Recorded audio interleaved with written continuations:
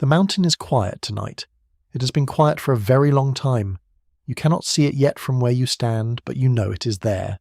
North and east, at the edge of the horizon where the sky holds the last colour of a finished day, that deep charcoal shade between dusk and full dark, the lonely mountain, Erebor. It rises above the surrounding plain the way all solitary peaks rise, as though the earth decided once to make a single emphatic point about height, and then thought better of making another. Its silhouette against the fading sky is unmistakable, not dramatic, not threatening, simply present. An old fact about the shape of the world in this corner of the world, unchanged whether anyone stands here to observe it or not. The air carries the end of autumn.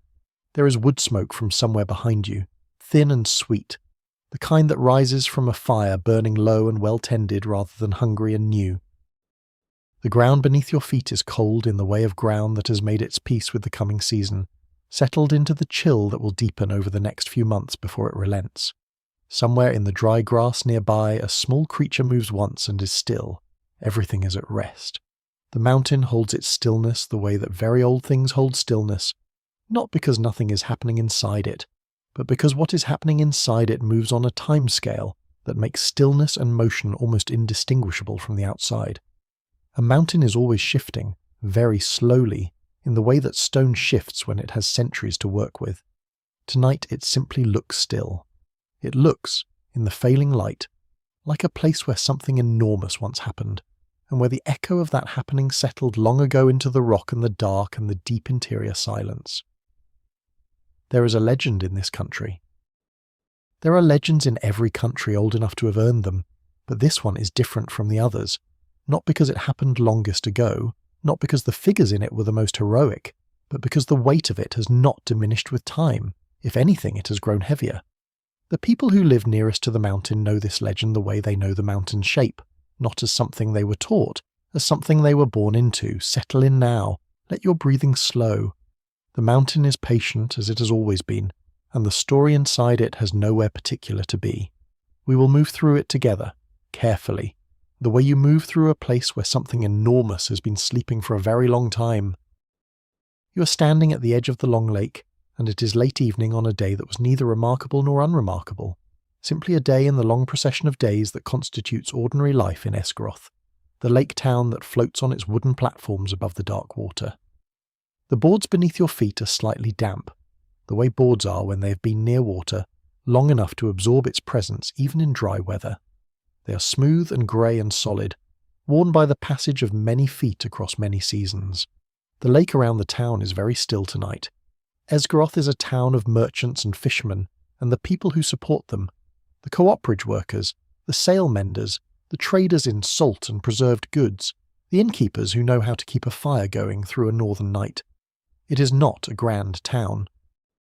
It has the quality of a place that grew organically from necessity rather than from any ambition toward greatness, each generation adding to what the previous one left because the previous one left something worth adding to.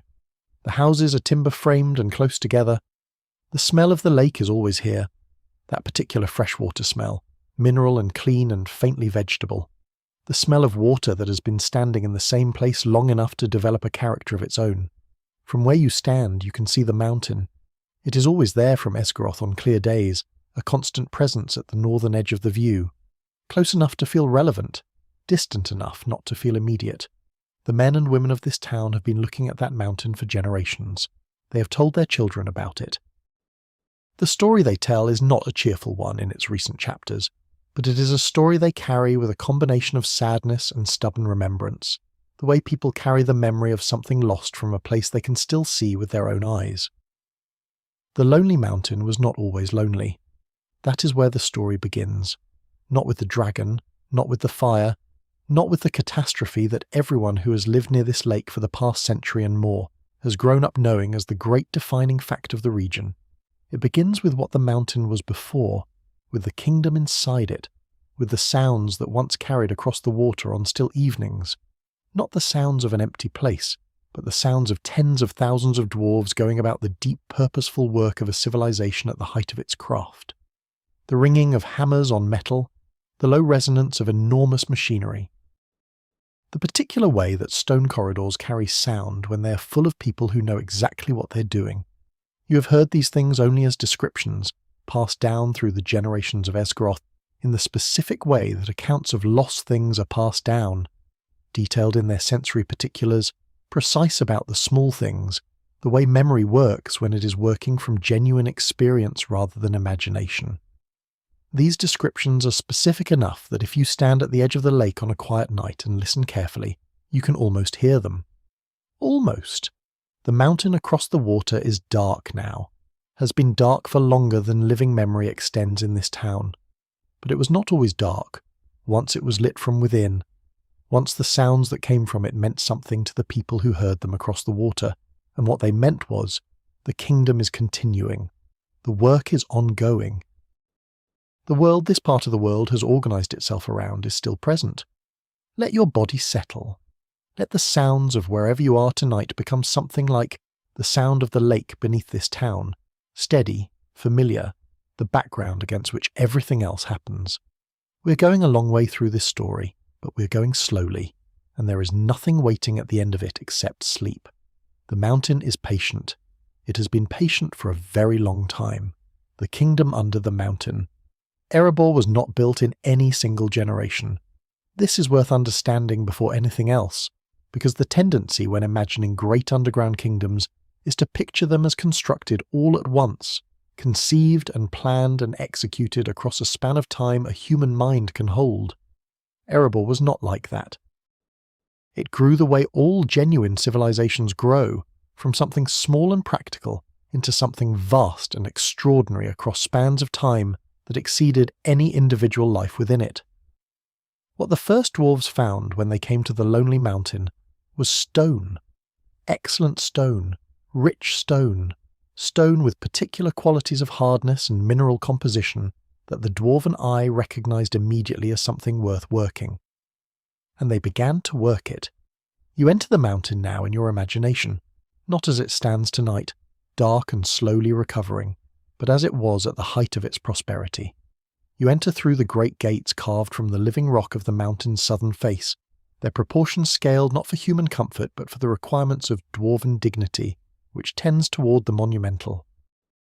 The doorposts are carved with figures that tell the history of the Line of Durin, in the interlocking visual language that dwarven craftsmen developed over centuries, not quite pictorial narrative, not purely decorative, but something in between, a form of visual record-keeping that rewards long-looking and reveals new details the longer you stay with it.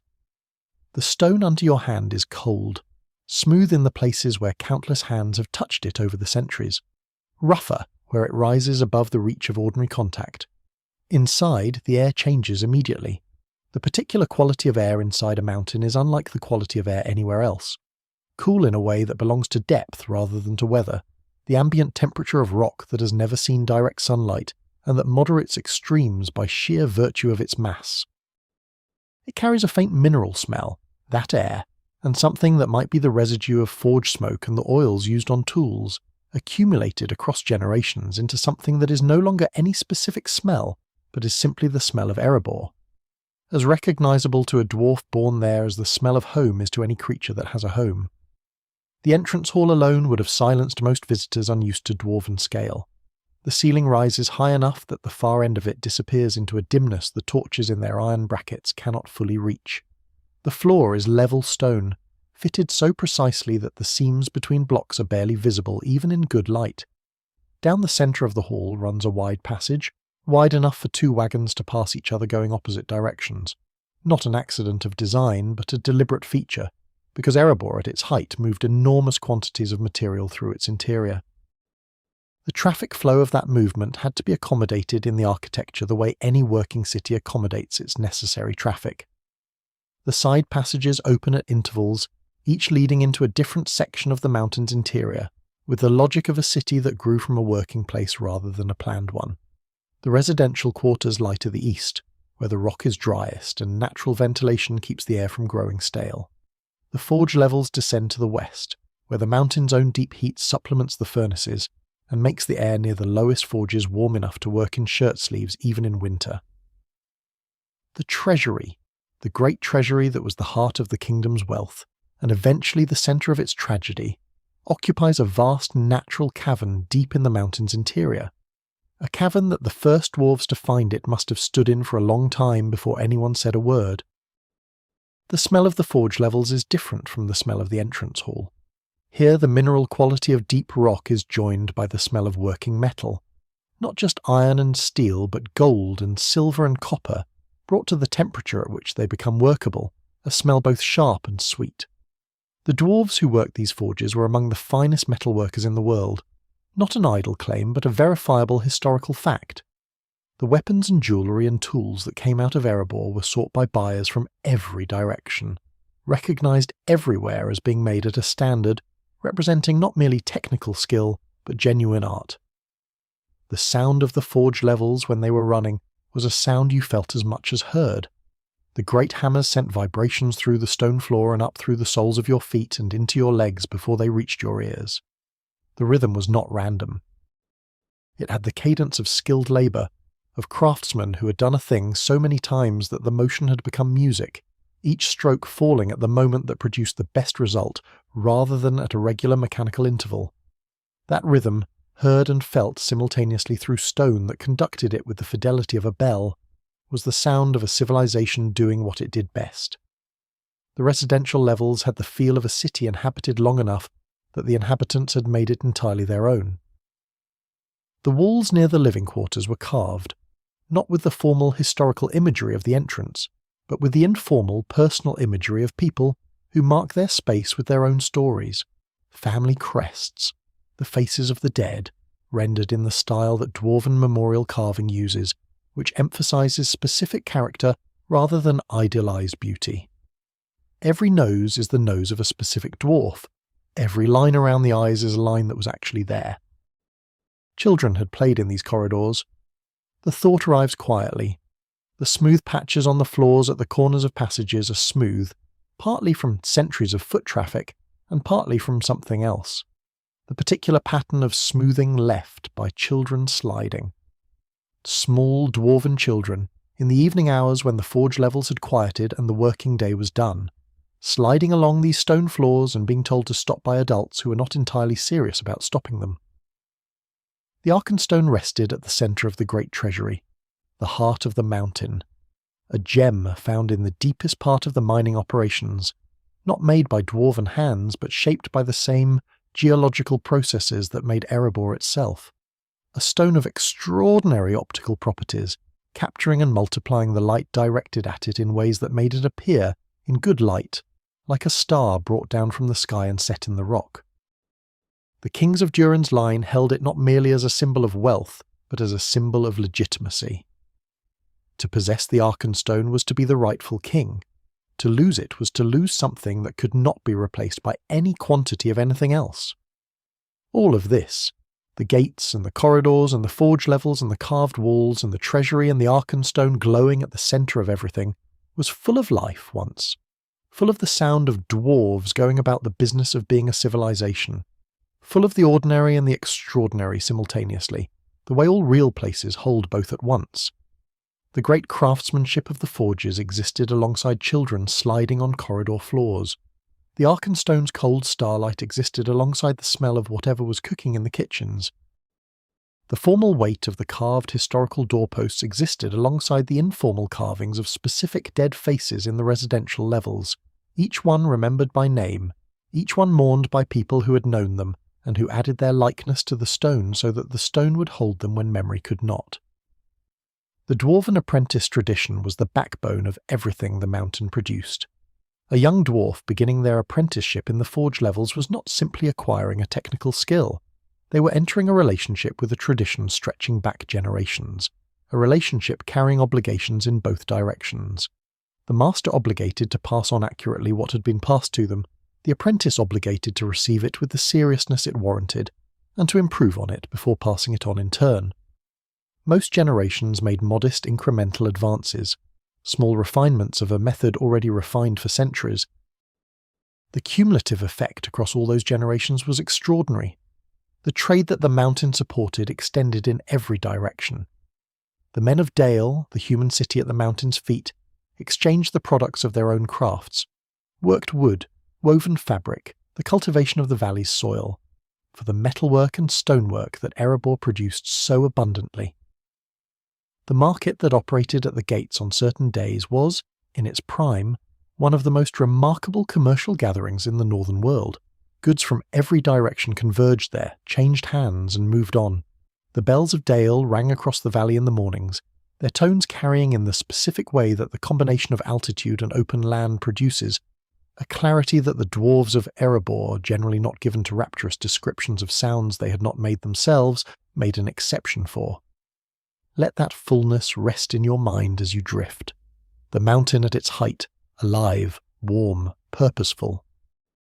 The sounds of it carrying across the lake on certain evenings, reaching the ears of the people in Esgaroth and meaning something to them. The lamp of the dwarves burning steady in the mountain, and the lake reflecting it, and the bells of Dale finding the ears of anyone awake in the early morning to listen. All of it continuing, season after season, generation after generation, adding to itself the way good things add to themselves when they are allowed to. The acoustics of the great treasury were unlike the acoustics of any other part of the mountain, and this was not an accident of natural cave formation, but a result of deliberate design choices made by the craftsmen who shaped the chamber over many generations of incremental modification. Sound in the treasury behaved differently from sound in the corridors or the forge levels. It carried further and diminished more slowly, the specific geometry of the space and the density of objects within it, combining to produce an environment where even quiet sounds, a footstep, a breath, a coin settling against another coin, were present and audible in a way that the same sounds in an open space would not be. The dwarves who worked in the treasury knew this property and moved accordingly, with the particular awareness of their own physical presence that people develop when they understand that a space is listening to them as closely as they are listening to it. The relationship between Erebor and the dwarven settlements of the Iron Hills to the east was one of kin and kind, with all the complexity that kin relations between sovereign entities tend to produce. The Iron Hills dwarves shared the lineage of Durin's folk and maintained the kinship bonds that lineage required, but they had their own establishment, their own lord, their own craft tradition shaped by the specific qualities of the ore they worked with. The exchange between the two communities was not the exchange of strangers trading goods of mutual interest, but something more personal, the exchange of family members who have each built something worth having and who take a specific kind of pride in the other's achievement that is different from the pride they take in their own. The stone of the mountain remembered everything that had happened inside it, in the way that stone is said to remember, not with the conscious recollection of a mind, but with the physical record of events inscribed in the material itself. The heat of Smaug's occupation was in the stone, traceable in the specific patterns of thermal expansion and contraction that the rock had undergone across 170 years of dragon heat. The marks of the original construction were in the stone, the tool marks of dwarven craftsmen long dead, still visible in the less trafficked passages where no subsequent labour had smoothed them away. The worn places on the floor were in the stone, worn by the passage of feet across more generations than the people walking on them could collectively name. A geologist of sufficient patience could read the mountain's history from the stone alone, without a single written record, simply by reading what the stone had accumulated. The specific character of the mountain's silence in the years of the Desolation was different from the silence of an uninhabited place in ways that those who observed it across those years consistently noted. An uninhabited place is silent because nothing is producing sound. The mountain in the Desolation years produced sound. The thin sound of the wind across the peak, the occasional deep subsonic resonance of the rock settling, the distant sound of water moving in the underground aquifers that ran through the mountain's base. What was absent was not sound, but meaning. The sounds that the mountain produced were sounds without a community to hear them and integrate them into the ongoing conversation that a living place maintains with itself. The mountain was making sounds in a room where nobody was listening, and the quality of that sound-making was the quality of something that has forgotten, temporarily, that it was made for listening. The Line of Durin. Before there was a kingdom in the lonely mountain, there was a lineage. And before the lineage there was a single figure, Durin, called the Deathless, eldest of the 7 fathers of the dwarves, the one who woke first in the deep places of the world and looked at the stone around him and began, in the methodical way that would define his people's relationship with the material world for all the generations that followed, to understand what it was and what it could become. Durin is not a figure who submitted to the usual processes of legend in the usual way. Most foundational figures grow larger and more miraculous with each retelling, accumulating deeds and powers the original person could not have performed. Durin remained stubbornly specific. His deeds were craft deeds. His wisdom was the wisdom of someone who understood stone, not the abstract wisdom of a prophet. The name Deathless requires explanation, because it is not what it sounds like at first hearing. Durin did not live forever. He died, as all dwarves eventually die, though he lived to an extraordinary age. What the name refers to is the tradition, peculiar to his line and accepted by that line as genuine historical fact rather than as legend, that Durin was reborn. Not metaphorically, literally reborn, in a new body, with a new life, at intervals across the long history of his people. Each time a dwarf was born who bore the particular marks the tradition associated with Durin's return, a specific combination of physical characteristics and a specific quality of aptitude and character, that dwarf was recognized as Durin come again, and given the name, and took up the role of king of Durin's folk. By the time of the events that most concern us tonight, there had been 6 Durins, 6 lives, 6 kings, 6 iterations of the same fundamental consciousness in different bodies across thousands of years of dwarven history. The dwarves who held this tradition did not find it strange in the way that outsiders often find it strange. It was simply a fact about their lineage, the way that certain families carry particular traits across generations. The soul of Durin persisted and returned. The mountains the various Durins chose were different because different mountains were available at different times, but the quality of what they found in those mountains, the quality of stone, the depth of the ore, was always recognizable as what Durin would choose. Thror was the king of Erebor in its greatest age, and his name is the one that comes up most often when the people of the lake town speak of what the kingdom was. Not Durin himself, who is too ancient and too legendary to feel quite real to people whose grandparents were alive when Erebor fell. Thror, a specific dwarf king, historical in the way that the founding figures are not quite historical, whose reign represents in popular memory the fullest expression of everything Erebor was capable of being. Under Thror, the mines reached their deepest extent and produced their richest yields. Under Thror, the forges operated at a scale and a quality not seen before or since. Under Thror, the treasury swelled to a fullness the word treasure cannot contain. The accumulated wealth not only of his reign, but of all the reigns before him, each one having added to the stores without the catastrophic disruption that disperses wealth. There is a thing the older traditions call dragon sickness, and it is worth understanding before we reach the dragon, because the sickness predates the dragon in this story. It is not a metaphor for greed. The dwarven tradition treats it as something closer to a medical condition, a genuine alteration in perception and judgment that certain susceptible individuals experience when placed in extended proximity to extraordinary concentrations of wealth that carry personal significance for them. Not all dwarves were susceptible. Most could stand in the treasury of Erebor and feel appropriate pride and attachment without being unmade by it. The susceptible ones lost something in the full presence of the thing they had been building toward. They lost proportion. Thror, in his later years, showed the early signs of this condition, a tendency to prize the treasure as an end in itself rather than as evidence of the craft and labour it represented, to love the gold for the gold's sake rather than for what the gold said about the people who had made and gathered it. His grandson Thorin would carry this susceptibility dormant in his blood for his entire life, activated only by the specific conditions of reclaiming the mountain he had lost.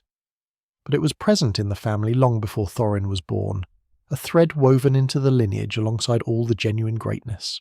The Arkenstone and the gold sickness were connected in the way that a symbol and the thing it symbolises are always connected, each intensifying the power of the other.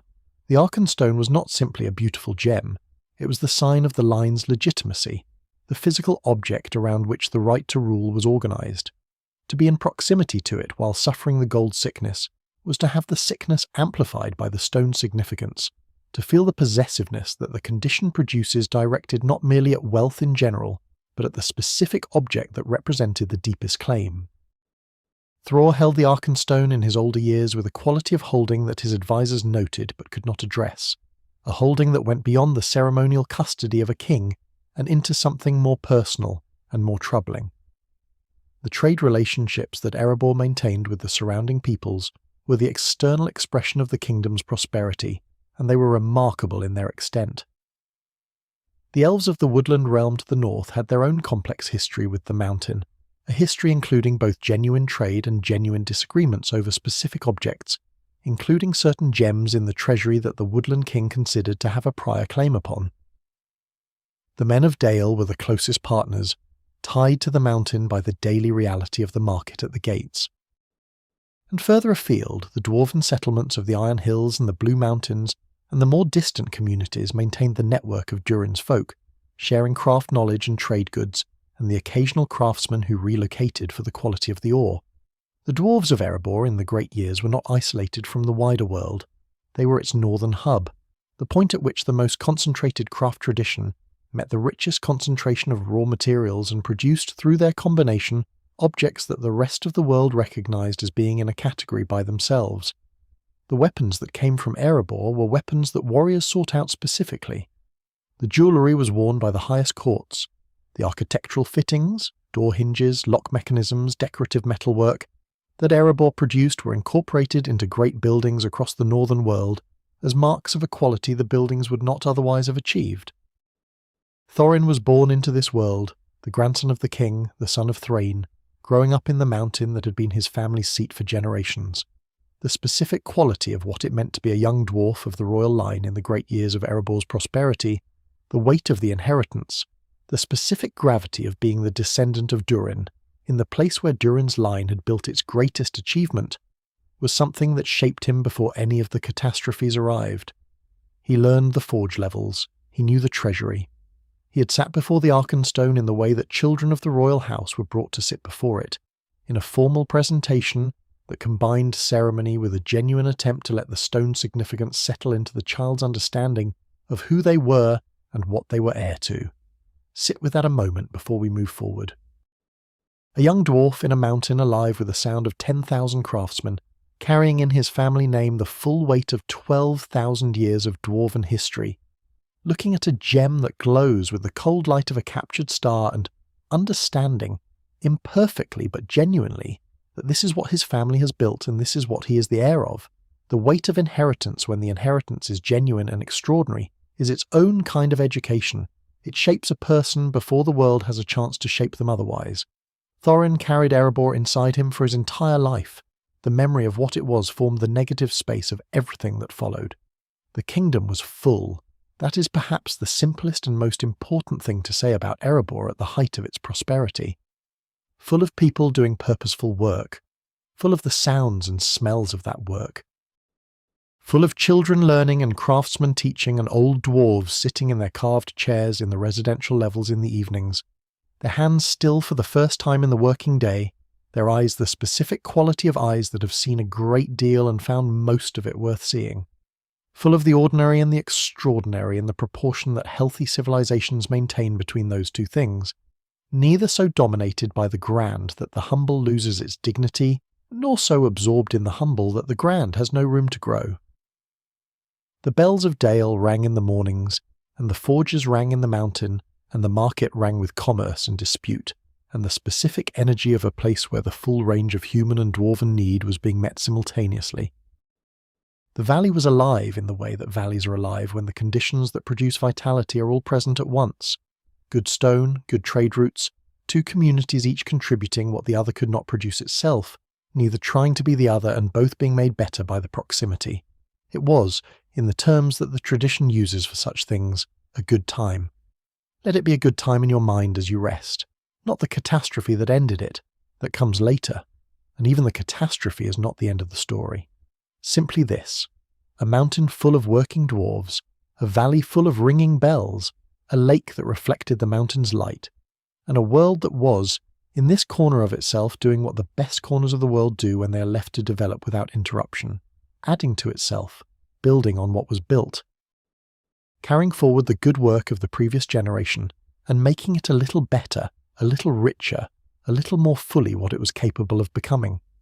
The question of what made the Lonely Mountain specifically worth the centuries of effort and the specific quality of attention the Line of Durin brought to it was a question that dwarven lore answered in geological terms that were also, in the dwarven tradition, deeply personal terms. The mountain's ore deposits were extraordinary in their richness and variety, which was the practical answer. But the deeper answer was that the mountain had a quality that certain mountains have, and most do not. A quality of resonance, of being a place where the deep processes of the earth had produced something that a dwarven mind, trained to read the language of stone, recognized immediately as exceptional. The mountain chose its inhabitants as much as its inhabitants chose the mountain, in the tradition's understanding, and the fact that Durin's folk had found it and understood it was itself part of the mountain's nature. The exchange of craftsmen between Erebor and the outside world was not common but was not unknown, and the craftsmen who spent time at the mountain and returned to their own communities carried back with them not just specific technical knowledge, but something less tangible, a raised standard, a sense of what was possible that expanded the understanding of the people they returned to. This was the mountain's influence on the broader world of northern craft, and it was significant. Not the direct output of the forges, which was influential in itself, but the secondary effect of everyone who had been there and had their understanding of what craft could achieve permanently altered by what they had seen. The stone of the mountain remembered everything that had happened inside it, in the way that stone is said to remember, not with the conscious recollection of a mind, but with the physical record of events inscribed in the material itself. The heat of Smaug's occupation was in the stone, traceable in the specific patterns of thermal expansion and contraction that the rock had undergone across 170 years of dragon heat. The marks of the original construction were in the stone, the tool marks of dwarven craftsmen long dead, still visible in the less trafficked passages where no subsequent labour had smoothed them away. The worn places on the floor were in the stone, worn by the passage of feet across more generations than the people walking on them could collectively name.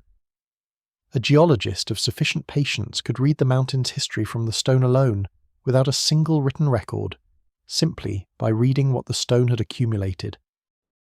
The specific character of the mountain's silence in the years of the Desolation was different from the silence of an uninhabited place in ways that those who observed it across those years consistently noted. An uninhabited place is silent because nothing is producing sound. The mountain in the Desolation years produced sound, the thin sound of the wind across the peak, the occasional deep subsonic resonance of the rock settling, the distant sound of water moving in the underground aquifers that ran through the mountain's base. What was absent was not sound but meaning. The sounds that the mountain produced were sounds without a community to hear them and integrate them into the ongoing conversation that a living place maintains with itself. The mountain was making sounds in a room where nobody was listening, and the quality of that sound making was the quality of something that is forgotten, temporarily, that it was made for listening. If you're drifting now, let yourself go. Subscribe so the next story is waiting when you return. Sleep well. Where fire was born. Dragons did not arrive in the world quietly. Nothing about them suggests quietness. Their scale, their temperature, the way the air around a living dragon is different from the air around anything else, carrying a sulphurous edge and a heat you feel before you see its source. The largest of them altered the landscape they occupied simply by being in it, the way any very large living thing alters a landscape, except that dragons altered it more permanently. Where a dragon had slept for a long time, the ground showed it. Where a dragon had breathed, the evidence remained long after the dragon was gone. The earliest records of dragons in the world are old enough that scholars debate whether they describe actual historical events, or something more like the earliest mythological memories of a world significantly different from the one that exists now. What the oldest traditions agree on is that dragons came from the north, the far north, the deep north, beyond any map reliably drawn and preserved. They came from somewhere cold and dark and old, which is a strange origin for creatures that produce fire, but fire and cold are not as simple an opposition as they first appear. The very deepest cold produces its own form of destruction, not unlike what fire produces. Both unmake what is in their path. The great fire drakes of the north were different from the creatures that appear in the legends of other parts of the world. They were enormous, first of all, enormous in a way that makes the word large seem inadequate. They were intelligent with the deep intelligence of something very old and very patient, that has had a long time to think about the specific things it finds interesting, and has found those things sufficiently interesting to think about very carefully. A great dragon remembers everything it has ever seen or heard.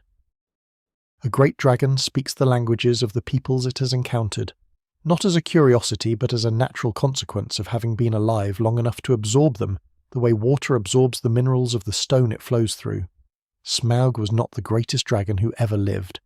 This needs to be said because the tendency of stories is to make the dragon in them the greatest of all possible dragons, and Smaug was not at the absolute peak of a tradition that included creatures whose names the oldest Elvish records use with a reverence suggesting a different category of existence entirely. Smaug was extraordinary by any measure that a normal mind can apply. He was, without meaningful qualification, the greatest dragon of his age. The final age, in which the great dragons had dwindled to a handful and then to fewer. In his age he was the last of the truly great ones still moving through the world in the full capacity of what a great fire drake was. He grew in the withered heath, that grey and blasted country beyond the grey mountains where the old dragon lairs were, and where the remaining northern fire drakes kept their secretive territorial existence. The withered heath had the look of a place that was beautiful once, long ago, before some combination of dragon fire and deep geological violence turned it into what it was, a landscape of ash-coloured rock and sparse vegetation, and the occasional exposed vein of something that had been worked by heat into shapes natural geology does not produce. The dragons of the withered heath were known to the dwarves of Erebor and the men of the north primarily as a hazard, something to root around rather than engage with. Smaug's coming of age would have been invisible from any distance. Dragons in the withered heath did not announce their maturation. They simply became, at some point, too large and too capable to be challenged by anything in their immediate vicinity, and the equilibrium that their locality had maintained shifted accordingly. Smaug at his full growth was what remained when every element of the dragon's nature developed to its final extent. The fire he could contain in his body and direct with precision, the armour of his underside where centuries of lying on hoards embed gemstones into hardened scale, the intelligence that had been accumulating observations across his long life, and the hunger that a creature of his size maintains regardless of how long he has most recently eaten. Dragonfire is not a single thing. The folk traditions of the northern world, which have had more opportunity to observe dragonfire than they would have preferred, distinguish between the fire of a young drake and the fire of a fully mature great fire drake in ways that go beyond simple scale. The fire of a young dragon is hot and destructive but somewhat variable, uneven in its delivery, the product of a system still developing. The fire of a mature great fire drake is different in quality, not just quantity. It is steady, controlled in its direction and its duration with a precision that requires full development of the internal mechanisms that produce and deliver it. Smaug, at his full growth, could hold his fire on a specific target for as long as he chose, at temperatures exceeding the melting point of most metals. He was also the last. That fact, which only became fully clear in retrospect after his death, gives the story a quality it might not otherwise have had, the quality of an ending. Not a dramatic ending with the resonance of something conclusive, but the quiet ending of a category of existence. The great fire drakes had been declining for ages. Smaug was the last one large enough and powerful enough to represent the tradition in its full scope. When he went into the Long Lake, the world contained one fewer kind of thing than it had contained when he was alive. The rumours of Erebor reached him the way that rumours reach all intelligent creatures, indirectly, through the medium of the world's general awareness that something significant exists somewhere in a particular direction. Dragons are not above gathering information. They are, in fact, keenly interested in the movements and accumulations of wealth anywhere within their range of awareness, which is considerably larger than their physical reach. The stories of the dwarven kingdom under the Lonely Mountain, the gold, the crafted objects, the Arkenstone at the centre of the treasury, the sheer incomprehensible scale of the accumulated wealth, reached the withered heath, and reached Smaug specifically in the way that such stories travel, degraded by distance but carrying at their core an essence recognisable to a mind built to receive it. A hoard, an extraordinary hoard. The greatest hoard of crafted wealth in the northern world, accumulated over centuries by a people who knew exactly what they were doing and had the skill to do it at the highest possible level. Lying inside a mountain, in a chamber deep in the mountain, guarded by the great gates and by the dwarven warriors who had defended it for all the generations of its accumulation. a hoard that had never been touched by fire. Smaug's decision, once it fully formed, did not sit long before being acted upon. That is what the tradition agrees on about the way great fire drakes operated. They did not deliberate long once they had determined on a course of action. Deliberation is for creatures uncertain of their capacity, or who have reason to fear miscalculation. Smaug had no significant uncertainty about his capacity, and the consequences of miscalculation were a category of experience he did not expect to encounter in the matter of a dwarven kingdom, however prosperous. He left the withered heath on a night that the traditions do not describe in meteorological detail, only in the quality of its significance, the night the last great dragon of the age chose his purpose and flew south. The distance between the withered heath and Erebor was, for a creature of Smaug's wingspan, not a significant journey. He covered it in the way that irreversible things cover their distance, quickly, without looking back, arriving before anyone had adequate time to understand what was arriving. Let the image of him in flight rest lightly in your mind as you drift. Not the terror of it. The terror belongs to the people who saw him coming, and their part of the story comes next. Simply the image. A creature moving through high, cold air under a sky full of stars, enormous and purposeful and utterly certain of itself, covering the distance between what it had been and what it was about to become. The stars above the northern world were the same stars they always were, indifferent and ancient and present. Below them, moving south through the dark, a fire drake the size of a small hill. The way that great fire drakes related to time was different from the way mortal creatures related to time, and this difference was relevant to understanding Smaug in particular. A creature that had been alive for centuries, that had been forming its understanding of the world through direct observation over that entire span, had a relationship with patience that went beyond what any human or even dwarven mind could fully inhabit. Smaug did not experience the decades of waiting in the withered heath the way a person experiences years of waiting. He experienced them the way that stone experiences centuries of pressure, not as an accumulation of identical moments, but as a single extended condition that produced by its persistence a change in what he was. The waiting made him what he arrived at Erebor as, in the same way that pressure makes stone what it is. The specific quality of dragon intelligence that made Smaug most dangerous was not his fire or his armour or his size, formidable as all of these were. It was his patience combined with his accurate perception of incentive and motivation in other creatures. He understood, with the clarity that long observation produces, what people wanted and what they feared, and what they would do when the gap between what they wanted and what they had became unbearable. He understood this not empathetically, he had no particular interest in how it felt to be in that position, but practically, the way that a strategist understands the positions of the pieces on a board. This understanding made him difficult to deceive, and very easy to underestimate, because creatures that perceive incentives accurately often appear, to those they are watching, to be merely indifferent. The stone of the mountain remembered everything that had happened inside it, in the way that stone is said to remember, not with the conscious recollection of a mind, but with the physical record of events inscribed in the material itself. The heat of Smaug's occupation was in the stone, traceable in the specific patterns of thermal expansion and contraction that the rock had undergone across 170 years of dragon heat. The marks of the original construction were in the stone, the tool marks of dwarven craftsmen long dead, still visible in the less trafficked passages where no subsequent labour had smoothed them away. The worn places on the floor were in the stone, worn by the passage of feet across more generations than the people walking on them could collectively name. A geologist of sufficient patience could read the mountain's history from the stone alone, without a single written record, simply by reading what the stone had accumulated. The specific character of the mountain's silence in the years of the Desolation was different from the silence of an uninhabited place in ways that those who observed it across those years consistently noted. An uninhabited place is silent because nothing is producing sound. The mountain in the Desolation years produced sound. The thin sound of the wind across the peak, the occasional deep subsonic resonance of the rock settling, the distant sound of water moving in the underground aquifers that ran through the mountain's base.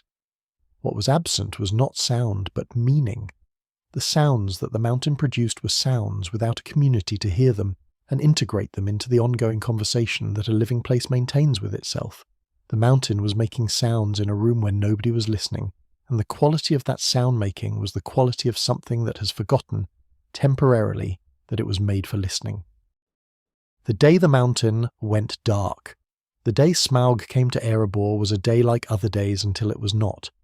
This is the quality of catastrophe that every account eventually arrives at. The ordinariness that preceded the event was so complete that it became, in retrospect, almost unbearable to contemplate. The forges were working. The market at the gate was open. In Dale, the bells were ringing the morning hour, carrying across the valley in the clear cold air the way they always carried, noticed by the people who always noticed them, and unremarked by the people who had been hearing them their whole lives and had long since stopped needing to notice. The first sign was the light. Not the light from below, from the mountain and the forges.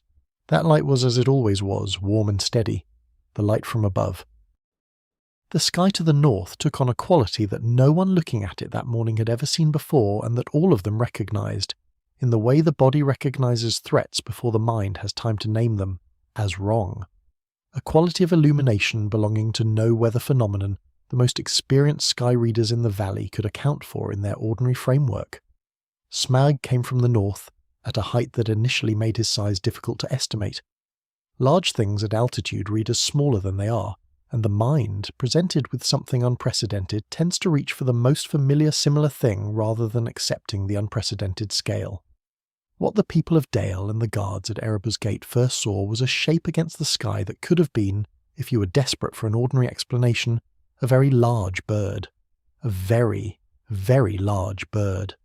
The kind no one had ever seen but that the mind would prefer to believe in rather than accept the alternative.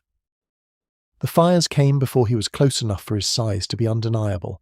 He breathed from a distance, not at full capacity, but enough to announce himself in the only language that fully communicated his nature. The flame arced downward toward the valley, orange and white at its core and trailing smoke that the wind took and stretched into long black banners against the northern sky. Dale's outer buildings caught first. The dry timber of the older structures on the city's northern edge took the heat, and then the flame with the speed that dry timber always takes fire. Quickly, completely, the transition from structure to burning ruin a matter of minutes. The bell stopped. That detail, small against the scale of everything else happening, but specific and human in a way the larger events are not, appears in enough survivor accounts that it seems reliable. The moment when the bells of Dale went silent in the middle of their ringing was the moment when the people of the valley fully understood what was happening.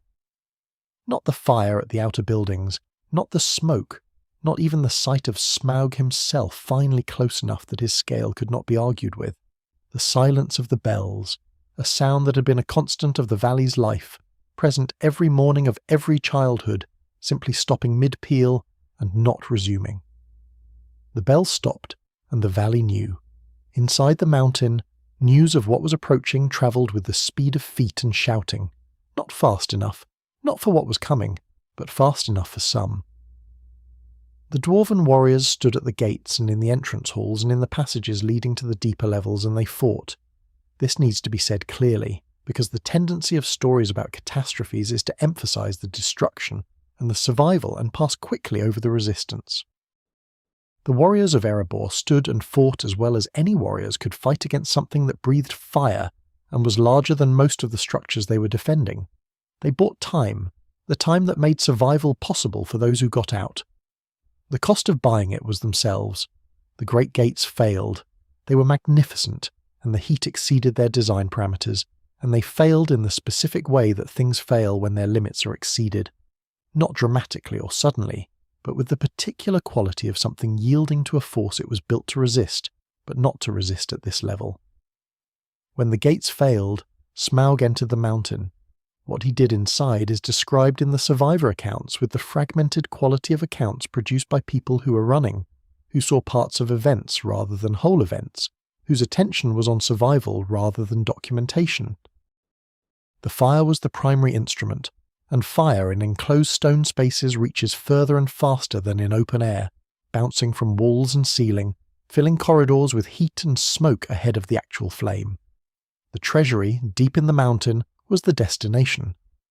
Smaug moved toward it through the structure of the kingdom that had accumulated around it for all those centuries, and the kingdom burned. The people who got out went through the back door, a passage in the mountain's northern face, concealed and small and not intended for large numbers of people moving quickly in panic, but present and passable. Threen, the king's son, got his family through it. His son Thorin, a young dwarf barely of age, came through that passage with nothing but a wooden shield and an axe that was inadequate to the moment. He came through into the cold air of the mountain's northern side, and he kept moving, because moving was the only option, and what he left behind him was everything that the Line of Durin had built over all the generations of Erebor's existence. The survivors gathered on the hillside to the north and looked back at what had been the Lonely Mountain. The mountain had not changed its shape. Mountains do not change quickly, even when extraordinary things happen inside them. What had changed was the light. Where the mountain had been lit from within with the warm, purposeful light of habitation, and craft and fire under control, it was now lit with a different fire entirely, fire doing what fire does when nothing is directing it. The glow changed colour as it spread, moving through the red-orange of active burning into the deeper, duller red of coals and superheated stone. Dale was burning too. The bells were silent. The market was ash. The accumulated prosperity of a valley that had been building toward the kind of ordinary, unremarkable fullness that prosperity at its best represents was in the process of being converted into the particular poverty that fire produces, not the poverty of people who never had anything, but the poverty of people who had something and now have the memory of what they had. That is a harder poverty. The memory of what was there is itself a weight, and it is one you carry alone because the thing you are remembering is no longer there for anyone else to confirm. Thorin Oakenshield stood on the hillside with the expression that survivors always wear in the immediate aftermath of the irreversible. Not grief yet. Grief requires a settled understanding of loss, and understanding was still arriving. Something prior to grief. The beginning of the knowledge that the world had just changed in a way that could not be unchanged, and that everything following from this moment would follow from this specific shape of loss. He was a young dwarf. He had grown up in the mountain. The sound of the forges had been the sound of his ordinary mornings. The smell of the entrance hall had been the smell of home. None of that was there anymore, and it was not going to be there again, not soon, perhaps not ever.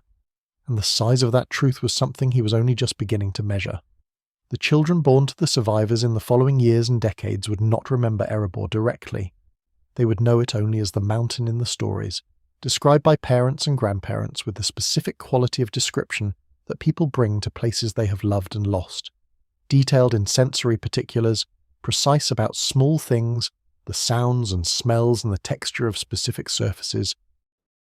These children would carry Erebor in their imaginations with a completeness and specificity that was real, but not the same as having been there, and they would grow up wanting to go back, which is the inheritance that exile gives to its second generation. Let the hillside be quiet now. The cold northern air is around you, and the sounds of the burning are behind you, and the darkness ahead is the ordinary darkness of a cold night in the open, which is difficult in its ordinary way, but is at least ordinary. The mountain is what it is, the night will continue, and somewhere in the distance, still and cold, and not yet knowing what is coming toward it from the north, the long lake waits. The specific quality of Thorin's loss that night on the hillside was different from the loss of the older dwarves, who had been adults when the mountain fell, who had built their working lives there, whose full professional identities were shaped by the specific conditions of Erebor's prosperity. Thorin's loss was the loss of a young person who had not yet become fully what they were going to become, when the thing that was forming them was destroyed. He had not yet had his most productive years in the forge levels. He had not yet made the objects that would have defined his craft legacy. He was in the process of becoming a craftsman and a king, and a person of consequence in the specific way the mountain would have made him, and the mountain was gone before the process was complete. This is a specific kind of loss. The loss not just of what was there, but of what you were in the process of becoming inside it. The survivors of catastrophes often describe a specific experience in the immediate aftermath that is different from grief, and different from shock, and that does not have a widely used name. The experience of the world continuing to exist around you in all its ordinary detail, while the specific significant thing about the world has ceased to exist. The cold of the hillside was the same cold it would have been on any other night that autumn. The stars overhead were the same stars. The grass beneath their feet was the same grass. The mountain's silhouette against the sky was the same silhouette. Everything was exactly as it was, and the one thing that made it what it was not there anymore. And the world did not seem to know this yet, and there was something about the world's not knowing that was very hard to be inside. The stone of the mountain remembered everything that had happened inside it in the way that stone is said to remember, not with the conscious recollection of a mind, but with the physical record of events inscribed in the material itself. The heat of Smaug's occupation was in the stone, traceable in the specific patterns of thermal expansion and contraction that the rock had undergone across 170 years of dragon heat. The marks of the original construction were in the stone, the tool marks of dwarven craftsmen long dead, still visible in the less trafficked passages where no subsequent labour had smoothed them away. The worn places on the floor were in the stone, worn by the passage of feet across more generations than the people walking on them could collectively name. A geologist of sufficient patience could read the mountain's history from the stone alone, without a single written record, simply by reading what the stone had accumulated. The specific character of the mountain's silence in the years of the Desolation was different from the silence of an uninhabited place in ways that those who observed it across those years consistently noted. An uninhabited place is silent because nothing is producing sound. The mountain in the Desolation years produced sound, the thin sound of the wind across the peak, the occasional deep subsonic resonance of the rock settling, the distant sound of water moving in the underground aquifers that ran through the mountain's base. What was absent was not sound, but meaning. The sounds that the mountain produced were sounds without a community to hear them and integrate them into the ongoing conversation that a living place maintains with itself. The mountain was making sounds in a room where nobody was listening, and the quality of that sound making was the quality of something that has forgotten, temporarily, that it was made for listening. The desolation and the long exile. After the fire, silence. Not the silence of a place that has always been quiet. Places that have always been quiet have a fullness in their emptiness that belongs to wilderness or undisturbed land. The silence that descended on the valley around the lonely mountain in the weeks and months and then years after Smaug took possession of it was a different kind of silence entirely. It was the silence of absence, the silence of a place that had been full of sound and from which all of that sound had been suddenly removed, the silence of a negative space, the shape left behind when something large and alive is taken away. The mountain smoked. That was the most immediately obvious thing about it, the thing that even a new arrival with no knowledge of the region's recent history would notice. A column of smoke, thin and steady, rose from somewhere near the peak and was dispersed by the wind into a grey haze that hung over the valley on still days. It was not the smoke of active burning. That kind of smoke is thick and dark and smells of specific things. This was thin and almost colourless and smelled of very old heat, the residual thermal output of an interior that had been superheated and had not yet fully cooled. It would not fully cool for a long time. The stone of the mountain had absorbed a heat that only time would dissipate. Inside the mountain, Smaug settled onto the horde. This is something that every account of great dragon behaviour in the aftermath of a conquest describes with enough consistency to represent a reliable feature of the tradition. The arrangement of the horde was not random. Smaug moved through the treasury in the first weeks, his enormous body displacing the accumulated gold and gems and crafted objects that the dwarves had built up over all their centuries of labour, and he rearranged it according to a principle only he fully understood. What he was doing was making the horde his, not simply in the ownership sense, which was settled by the fact of his being there and the dwarves not being there, but in the more fundamental sense of integrating it with himself. Over time, through continuous contact, the horde becomes part of the dragon's physical envelope. Gemstones press into the scales and embed there, creating the incrustation that great fire drakes develop across their undersides, additional armour made of the horde itself. The people of Esgaroth had warning of his first visit to the lake town, not much, but some. He came low over the water, moving at a speed that was deliberate rather than his maximum speed, and the survey he conducted was systematic. The town, the shore, the roads leading away from the lake, the approaches from every direction. He did not destroy Esgaroth on that pass, or on subsequent early visits. This is one of the more intriguing aspects of Smaug's behaviour in the period following the conquest, the restraint he exercised toward the lake town. The restraint was not mercy or indifference, it was calculation. Esgroth was useful. Its people were frightened enough to be manageable, close enough to the mountain to be convenient, and active enough in trade to provide a flow of information about events in the surrounding region that a dragon who had just made an enormous territorial acquisition found worth maintaining. The years settled into decades. The silence deepened with familiarity, the way any silence deepens when it is maintained long enough to become the normal condition rather than the departure from it. A generation of children grew up in Esgroth who had never heard the bells of Dale, who had never seen the market at the gates of Erebor, who knew the mountain only as the dark smoking thing to the north that housed the dragon. For these children, the Desolation was not a loss.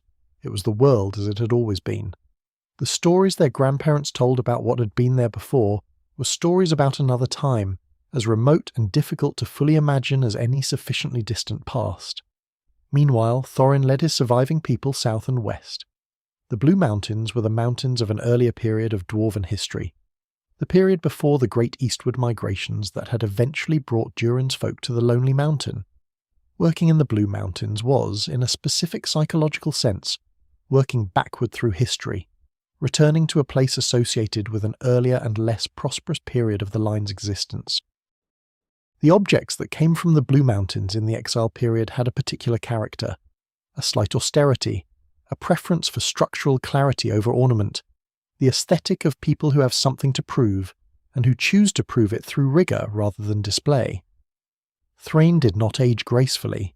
The gold sickness that had been settling into his father progressed in him, concentrated by the specific additional torment of knowing that his gold was still there, that the hoard accumulated over all those generations of his line was sitting in the mountain to the northeast under a dragon, intact and inaccessible. The obsession with recovering Erebor became, over time, less and less tethered to the practical realities of what it would take to face a great fire drake. He made plans, he revised the plans, he made different plans. The plans became increasingly specific in their detail and increasingly disconnected from any sober assessment of available resources. In his final years, he attempted the journey back to the mountain alone and was captured by agents of the darkness that was gathering in the east, taken to the dungeons of Dol Guldur where he died, or something that had been Thrain died there. Before the end, he was visited by Gandalf, that old wanderer, that grey pilgrim who moved through the northern world with a quality of attention that exceeded what anyone fully understood at the time. Gandalf received from the dying dwarf a map and a map of Erebor's secret passages, a key to the back door through which the survivors had escaped, two small objects representing, in their physical form, the possibility that what had been lost was not permanently lost. Gandalf took them and kept them for decades, waiting for the right moment and the right person and the right set of circumstances to make their delivery meaningful. Thorin watched his people become what exile makes of people over long enough. Not broken, the people of Durin's line were not easily broken, but shaped by loss in ways that good fortune does not shape you. The craft tradition continued in the Blue Mountains, thinner than it had been, working with less rich ore and smaller facilities, and a community reduced from the full complement of the mountain to the fraction that had escaped. But it continued. The objects they made were excellent by any outside measure, and by their own measure they were what exile could produce, which was not what the mountain had produced but was still worth making. Thorin was a craftsman as well as a king in waiting. He understood the difference between excellent work and excellent work produced under ideal conditions, and he understood that the difference was not the excellence. The map and the key came to Thorin eventually, in the Shire of all places, at a meeting that Gandalf arranged with all of his characteristic combination of apparent casualness and very careful actual planning. Thorin had the map in his hands for the first time, and he looked at it with a particular quality of attention that someone gives to something they have wanted for a very long time and are finally holding, an attention that exceeded what the physical object in his hands would justify, and extended to what the physical object represented. The mountain drawn on that map was the mountain he had left through the back door as a young dwarf with nothing but a wooden shield. The key was the key to a door he had not been back to open. He was older now and harder, and the carrying of the loss had given him a specific quality of gravity that those who knew him well recognized as his particular kind of strength. The company was assembled from that meeting, 13 dwarves and a hobbit and an old wizard, which is an extraordinary combination for any purpose, and a particularly extraordinary one for the purpose of taking back a mountain from a great fire drake. The hobbit was Bilbo Baggins of the Shire, who had not chosen any of this but who would prove as the journey unfolded to have qualities the situation required that none of the dwarves could provide. A particular quietness, a subtlety, and the specific lack of smell that distinguishes a hobbit from a dwarf, and that would matter enormously when the time came to approach a sleeping dragon. They set out in the early spring, and the road was long and the dangers were real. The mountain was in the northeast, the same mountain it had always been, smoking its thin column into the northern sky, dark inside except for the dim red glow of the dragon lying in the treasury on the hoard that had once been the proudest treasure in the northern world. The map was in Thorin's keeping. The key was eventually in Bilbo's pocket, and the right moon was waiting, as the right moon always waits, for the right moment to fall on the right door and reveal what the moonlight was meant to reveal. Smaug slept on. He breathed slowly, at the pace of something in a very deep and very old sleep. Each exhalation moved the gold nearest his nostrils in a faint wave, a small ripple of disturbed coins spreading outward a short distance, and then settling.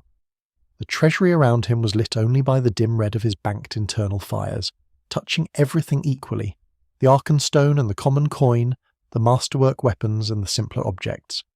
Everything equally present in the dragon glow, the mountain holding all of it in the dark, patient as stone, waiting with the patience of something that does not know what waiting is because it has never needed to hurry. The dwarves who made the exile craft objects understood, in the way that craftsmen understand things that cannot be fully articulated, the difference between what they were making and what the mountain would have allowed them to make. This understanding was not demoralizing in the way that falling short of a standard you care about is sometimes demoralizing. It was, rather, a sustained motivation. The gap between the current work and the ideal work was the gap they were always working toward closing. The gap that would close when the mountain was recovered, and the full depth of the ore and the full facilities of the forge levels were available again.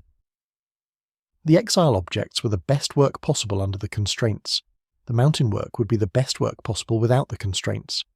The difference between these two things was the size of what had been lost and what needed to be recovered. Gandalf's management of information across the decades between Thrain's death and the meeting in the Shire was a demonstration of the specific quality of intelligence that distinguished him from merely clever beings. The understanding of when information is most useful, which is not always immediately. The map and the key were useful from the moment he received them from the dying dwarf. They were most useful in the specific circumstances he was working to create. The right company, the right moment in the broader pattern of events, the right combination of need and capability. He held the information until those circumstances aligned, which required patience of the kind that he was capable of, and most creatures were not. The stone of the mountain remembered everything that had happened inside it in the way that stone is said to remember, not with the conscious recollection of a mind, but with the physical record of events inscribed in the material itself. The heat of Smaug's occupation was in the stone, traceable in the specific patterns of thermal expansion and contraction that the rock had undergone across 170 years of dragon heat. The marks of the original construction were in the stone, the tool marks of dwarven craftsmen long dead, still visible in the less trafficked passages where no subsequent labour had smoothed them away. The worn places on the floor were in the stone, worn by the passage of feet across more generations than the people walking on them could collectively name. A geologist of sufficient patience could read the mountain's history from the stone alone, without a single written record, simply by reading what the stone had accumulated. The specific character of the mountain's silence in the years of the Desolation was different from the silence of an uninhabited place in ways that those who observed it across those years consistently noted. An uninhabited place is silent because nothing is producing sound. The mountain in the Desolation years produced sound. The thin sound of the wind across the peak, the occasional deep subsonic resonance of the rock settling, the distant sound of water moving in the underground aquifers that ran through the mountain's base. What was absent was not sound, but meaning. The sounds that the mountain produced were sounds without a community to hear them and integrate them into the ongoing conversation that a living place maintains with itself. The mountain was making sounds in a room where nobody was listening, and the quality of that sound-making was the quality of something that has forgotten, temporarily, that it was made for listening. The dark beneath the mountains. The journey to the mountain was long, and the dangers along the way were real and various. The trolls in the hills, the storm on the high pass, the goblins in the tunnels of the misty mountains. Each danger required something of the company that the previous danger had not required, which is the way that a long journey through genuinely difficult country works, gradually revealing the specific qualities of the people making it.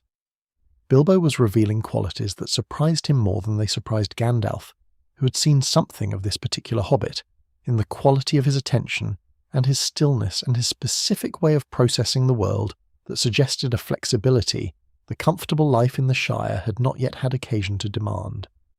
The tunnels beneath the misty mountains were old and complex and full of the smell of long habitation by creatures that did not require light and had no aesthetic interest in making the darkness comfortable for visitors. They were cold, and their cold was not the cold of a winter air, but the cold of enclosed stone that has never been warmed by any sun, the deep cold of depth. The goblins had occupied these tunnels for so long that the darkness had become their medium, and the tunnels had the quality of a space shaped by generations of inhabitants who moved through it freely in conditions that were hostile to everything else. Bilbo found himself alone in those tunnels after the dwarves were captured, and the chaos of the goblin attack separated him from the group. He came to himself in the dark, alone in a way the word alone does not fully describe, alone in a space that actively opposed orientation, where every direction looked like every other direction in the absolute dark, where the sounds that came from the passages were sounds he could not identify with any confidence. A sensible creature would have stayed still and waited. Bilbo Baggins had, over the weeks of the journey, been developing qualities he had not known he possessed. He moved forward, not confidently, but forward. The ring was on the ground. That is all it was in the moment of its finding. An object on the ground in the dark, smooth and round and warm in a way that metal objects on cold tunnel floors are generally not warm. Bilbo put it in his pocket with the automatic gesture of someone who finds a small object and pockets it for later examination, without any particular sense of significance. It was there. He picked it up. The tunnel was dark and he needed to keep moving. The ring went into the pocket and the pocket closed over it. What the ring was, and what its finding meant in the larger history of the world, was not something Bilbo understood then, or would fully understand for a very long time. The ring had its own relationship with circumstances, a tendency to place itself where it needed to be found, to facilitate the encounters that would eventually move it toward a particular destination. Whether this is an accurate description of the ring's metaphysical properties, or whether it is the way people retrospectively make sense of sequences of events that seem too consequential to be accidents, the ring was there, and Bilbo found it, and nothing in the world was quite the same afterward, though the world did not know this yet. Gollum was the other inhabitant of the underground lake, and the encounter between Bilbo and Gollum is one of those moments that seem, in retrospect, almost absurdly pivotal for something conducted by two small creatures in the dark beneath a mountain.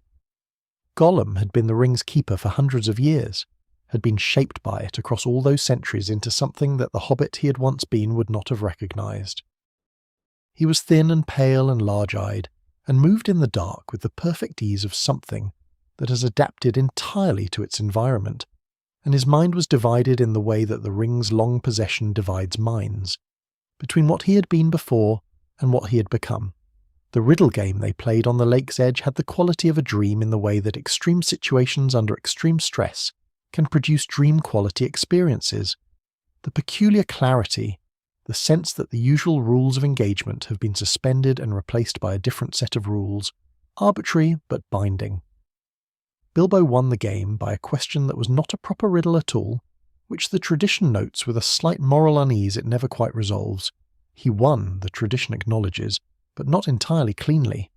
This unease is appropriate.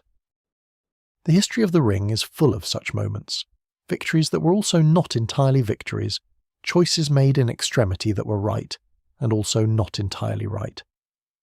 Bilbo found his way out of the tunnels with the ring in his pocket, and the ring being what it was, which meant he found his way out invisible, unseen by the goblins at the mountain's gate, emerging into the open air and the daylight with a confused and growing understanding that the small object in his pocket did something that small objects in pockets did not usually do.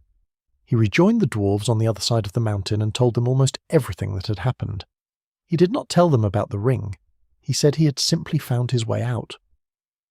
The ring stayed in his pocket and he told no one, and the not-telling settled into habit. Gandalf had his own relationship with what he suspected was in those tunnels, and his own reasons for having chosen this particular hobbit for this particular journey. His suspicions about the ring in the Misty Mountains were not certainties. He had traces, hints, the specific quality of informed intuition that a mind like his produces when the evidence is suggestive but not conclusive. He watched Bilbo come out of the mountain. He noted the quality of Bilbo's account. He did not press. Some things needed to be allowed to develop at their own pace, and the understanding of what the ring was and what it meant was one of those things. The remainder of the journey to the mountain included Mirkwood, that vast dark forest where the path that was the only safe route through the trees narrowed and grew unreliable as the company went deeper, and where the sense of being watched was genuine rather than the paranoia that extreme conditions sometimes generate. Then the dungeons of the Woodland King, who held the dwarves for weeks in comfortable but firm captivity while determining how to situate himself relative to their quest, and the treasury they were attempting to reach. Then Bilbo's escape, the plan that used the barrels and the river and his own invisibility in a combination that was less strategically elegant than practically desperate, and that worked. Lake Town received the company with the particular enthusiasm of a place that has been nursing old songs about a restoration for so long that the nursing has become inseparable from the hope. The Maester of Esgaroth was a calculating man who had survived in a difficult position by always hedging his bets, and the arrival of the heir of Erebor with a company of dwarves and a wizard presented a bet he was prepared to hedge toward with public enthusiasm and private wariness. He gave them supplies and good wishes and a crowd singing the old songs, and the dwarves received this with the dignity of people claiming a dignity they did not yet fully possess. They were not yet the restored kings of Erebor. They were refugees from Erebor making an improbable attempt to restore it. Thorin stood on the wooden planks of Esgaroth and looked north at the mountain that had never left his internal geography in all the years of exile. It was different from how he had left it. The smoke still rose from the peak, that thin column he had last seen from the perspective of a running young dwarf with a broken shield, and it was still there, the same mountain, the same shape against the same sky. He was older now, and the journey was almost over, and the part that was most uncertain and most dangerous was ahead. The map was in his keeping. The key was in Bilbo's pocket. The right moon was in the sky. The back door was in the mountain's northern face. And behind the back door, somewhere in the deep red dark of the treasury, the dragon was breathing the slow, measured breath of something that had not been disturbed in a very long time. Bilbo watched the lake town recede from the bow of the boat taking the company north. He was not a dwarf, and the specific emotional charge of Erebor's loss and possible recovery was not his charge to carry in the way it was Thorin's. What he felt watching the mountain grow in the north was something more immediate, the particular quality of anxiety that belongs to someone who has somehow ended up at the front of an undertaking significantly more dangerous than they feel equipped for, and who has realized that the equipping is more or less complete at this point, and what remains is simply the doing.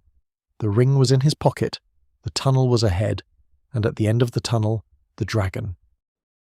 Bilbo's development across the journey from the Shire to the mountain was a development that the account traces with more care than it might have been expected to trace, given that the account was written by Bilbo himself, about himself, which is a condition under which self-flattery tends to replace honest observation.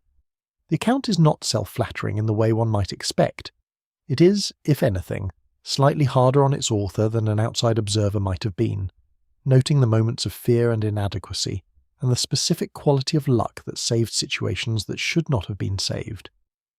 What it traces honestly is the specific process by which a person who did not think they were brave discovers, through the accumulation of moments that required something they did not know they had, that they were. The elves of Rivendell represented a different relationship with time from either the dwarves or the men the company had encountered, and their presence in the story is worth noting as a kind of reference point. Elrond had lived long enough that the events Thorin was responding to, the loss of Erebor, the generations of exile, the map and the key and the quest, were, from his perspective, recent history rather than ancient history. He had been alive when Thror was king. He had been alive through the centuries of the Desolation. His reading of the moon letters was not the recovery of ancient wisdom, but the straightforward application of current knowledge that happened to be relevant to the present moment. This quality of the elvish perspective, current knowledge that spans what others experience as ancient history, was both helpful and quietly humbling to everyone it encountered. The stone of the mountain remembered everything that had happened inside it in the way that stone is said to remember, not with the conscious recollection of a mind, but with the physical record of events inscribed in the material itself. The heat of Smaug's occupation was in the stone, traceable in the specific patterns of thermal expansion and contraction that the rock had undergone across 170 years of dragon heat. The marks of the original construction were in the stone, the tool marks of dwarven craftsmen long dead, still visible in the less trafficked passages where no subsequent labour had smoothed them away. The worn places on the floor were in the stone, worn by the passage of feet across more generations than the people walking on them could collectively name. A geologist of sufficient patience could read the mountain's history from the stone alone, without a single written record, simply by reading what the stone had accumulated. The specific character of the mountain's silence in the years of the Desolation was different from the silence of an uninhabited place in ways that those who observed it across those years consistently noted. An uninhabited place is silent because nothing is producing sound. The mountain in the Desolation years produced sound. The thin sound of the wind across the peak, the occasional deep subsonic resonance of the rock settling, the distant sound of water moving in the underground aquifers that ran through the mountain's base. What was absent was not sound but meaning. The sounds that the mountain produced were sounds without a community to hear them and integrate them into the ongoing conversation that a living place maintains with itself. The mountain was making sounds in a room where nobody was listening, and the quality of that sound-making was the quality of something that has forgotten, temporarily, that it was made for listening. If you're drifting now, let yourself go. Subscribe so the next story is waiting when you return. Sleep well. The conversation in the dark. The tunnel beyond the back door descended into the mountain at an angle the legs feel before the eyes can confirm, the floor tilting downward in a gradient steady enough to be navigated without stumbling but steep enough to be unmistakable. The walls were close.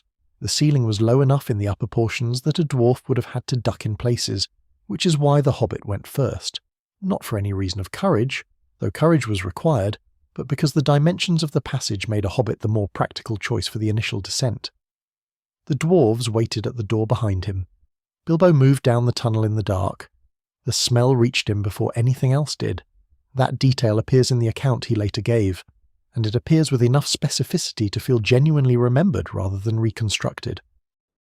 The smell of the dragon reached the lower portions of the tunnel before any sound or light or heat was detectable from above. It was a complex smell, the sulphurous quality common to fire-breathing creatures, banked but not absent, like a forge that has been cooling for hours but still holds the memory of extreme heat. The deep organic smell of something very large that has been lying in the same place for a very long time. And underneath both of these, something older and colder that was simply the smell of the hoard itself, of gold and gems and worked metal at a temperature and in a density that produced its own olfactory quality. The heat increased as he descended. Not uncomfortably at first, but perceptibly. The ambient temperature rising with each step, the way temperature rises in any space with a significant heat source at the bottom. By the time the faintest glow became visible below, not firelight, not the warm orange of flame, but the dim red of something that was not burning but was warm in the way that very old coals are warm. The air in the tunnel was warm enough to feel deliberate, warm enough to belong to a space that something had been heating for years. He came out of the tunnel into the treasury, and the treasury was as the treasure of Erebor was, and he stood at its edge and looked at it for a long time before his mind produced any organised response to what he was seeing. The word vast is accurate in the way a word can be accurate while remaining completely inadequate. The cavern was enormous. The hoard was more enormous than the cavern in a paradoxical way. The sense of its scale exceeded the sense of the physical space containing it, as though the visual system could not fully process the magnitude of what it was receiving, and compensated by feeling more rather than seeing more. In the centre of the hoard, the dragon. Smaug, lying on his side in the way that large animals lie when they are deeply at rest, one enormous wing partly extended and the other tucked against his body, his tail curled around the far edge of the hoard and vanishing into the gold. His eyes were closed. The red glow came from him, from the internal fires banked but present, visible through the thinner scales around his neck and under his wing joints. He breathed at the pace of something in a very deep and very old sleep. Each slow exhalation moved the gold nearest his nostrils in a faint wave, a ripple of disturbed coins that spread a short distance and then was still. Bilbo took a cup, a single cup within reach, in a part of the hoard not immediately adjacent to the sleeping dragon. He retreated up the tunnel with it in his hand, and the smell of the hoard still in his nose, and the red glow receding below him as he climbed. It is worth pausing on this small action, because the consequences of it were not small. The cup that Bilbo took was nothing, trivial against the scale of the treasury's contents. But Smaug knew exactly which cup had been where, and that it was gone, and that something had been in his treasury and had taken it.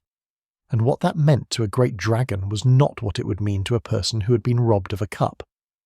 Smaug woke in the way that very sensitive sleepers wake when something present has been removed, not with a start, not with any dramatic sign of the transition from sleep to wakefulness, but with the simple fact of being awake and knowing, with the certainty of an intelligence that is very old and very sharp, that something had changed. He did not rage immediately. He assessed. He noted the absence. He extended his awareness through the treasury with the systematic care of someone taking inventory of a space they know perfectly, confirming what was gone and what was not. And then he waited, with the patient confidence of something that does not need to hurry, because hurrying would imply that the outcome was in doubt. When Bilbo came back down the tunnel the second time, the dragon was waiting, openly, with the patience of a creature that does not need to conceal itself because concealment is for the smaller party, not the larger one. His eyes were open, and they found Bilbo immediately. Despite the ring, despite the invisibility, in the way that old and powerful things find what they are looking for in spaces they own completely. Smaug's voice, when he spoke, had been developing and refining itself for a very long time, across encounters with many different creatures and through the long solitary centuries of the hoard sleep. It was deep in the way that something resonating in a large chest cavity is deep, but also precise, articulated with a care that was not warmth, but resembled warmth closely enough to be disorienting in the context of everything else about him. He called Bilbo a thief. He called him barrel rider and luck-wearer and riddle-maker and several other epithets that demonstrated he was already piecing together the shape of who had come and where they had come from and why. The conversation between Bilbo and Smaug in the treasury, a small invisible hobbit at the edge of the hoard and a great fire drake lying at its centre, talking about gold and dragons and the uses of flattery, was a conversation between two very different kinds of intelligence about what each of them actually knew. Bilbo was feeling his way, trying to give nothing away while learning what he could, trying to keep Smaug's attention engaged and his fire directed away from the tunnel entrance. Smaug was doing something more intricate. He was not trying to learn Bilbo's purpose because he already understood it well enough. He was trying to plant something, a specific corrosive thought about the nature of the dwarves' promises and the likely fate of whatever reward a hobbit burglar had been offered for his role in their quest, the weak spot. Bilbo saw it in the moment that Smaug turned to demonstrate his armour's impenetrability, an arrogance of display, showing off to a creature he regarded as entirely beneath his concern. A bare patch on the dragon's left breast, pale and soft against the incrustation of gems and hardened scale that covered everything else, where the long years of lying on the hoard had somehow failed to fully embed the gemstone armour. Not large, not easily accessible on a living, aware, fire-breathing dragon, but present.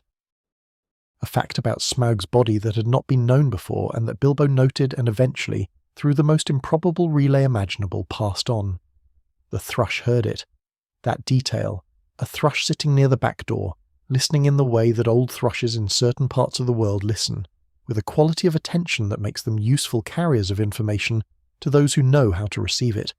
And carrying the information to Bard the Bowman in Lake Town is one of those moments in the story where the world seems to cooperate with the outcome in a way that is neither pure accident nor pure intention. The thrush heard, the thrush carried it, Bard received it. The information that Bilbo had extracted from his conversation with the dragon made its way, through an improbable relay, to the one person who would use it, and who had the weapon to use it with. Smaug, having decided that the hobbit and the dwarves and the mountain and the lake town that had provisioned them were all part of the same problem that needed addressing, left the mountain in a fury. Not the hot, rapid fury of a small creature whose pride has been injured, but the colder and larger fury of something that has been insulted by the mere fact of a trespass, rather than by any specific harm the trespass caused. The principle of the taking was what engaged him. He circled the mountain, found the ponies the company had left at the base, destroyed them with the reflexive completeness he brought to inconveniences, and turned toward the lake.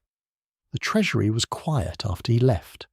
The red glow persisted, faint and steady, from whatever residual heat remained in the walls and the floor where the dragon had been lying.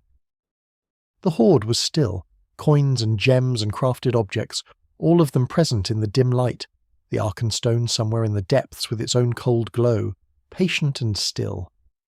The mountain around the treasury was old stone and older silence, and out to the south, over the lake, Smaug was flying toward the burning that would be both the worst thing that had happened to the people of the lake town in living memory, and the last thing he ever did.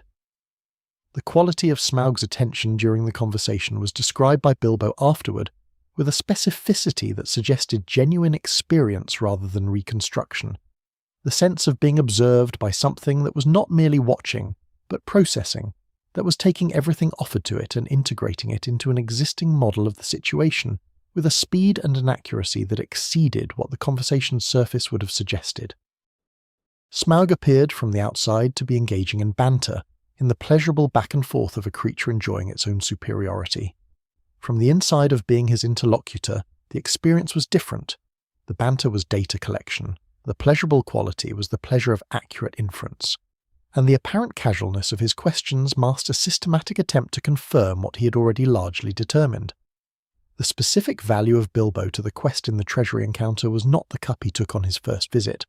That was tactically irrelevant, significant only for what it initiated. The specific value was the conversation on his second visit, and the specific detail he extracted from it. No dwarf could have had that conversation.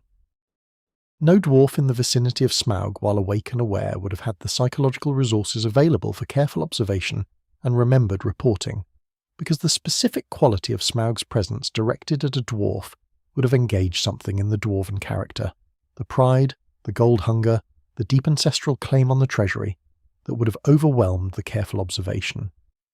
Bilbo had no ancestral claim. The gold was not his in any sense that activated the susceptibility.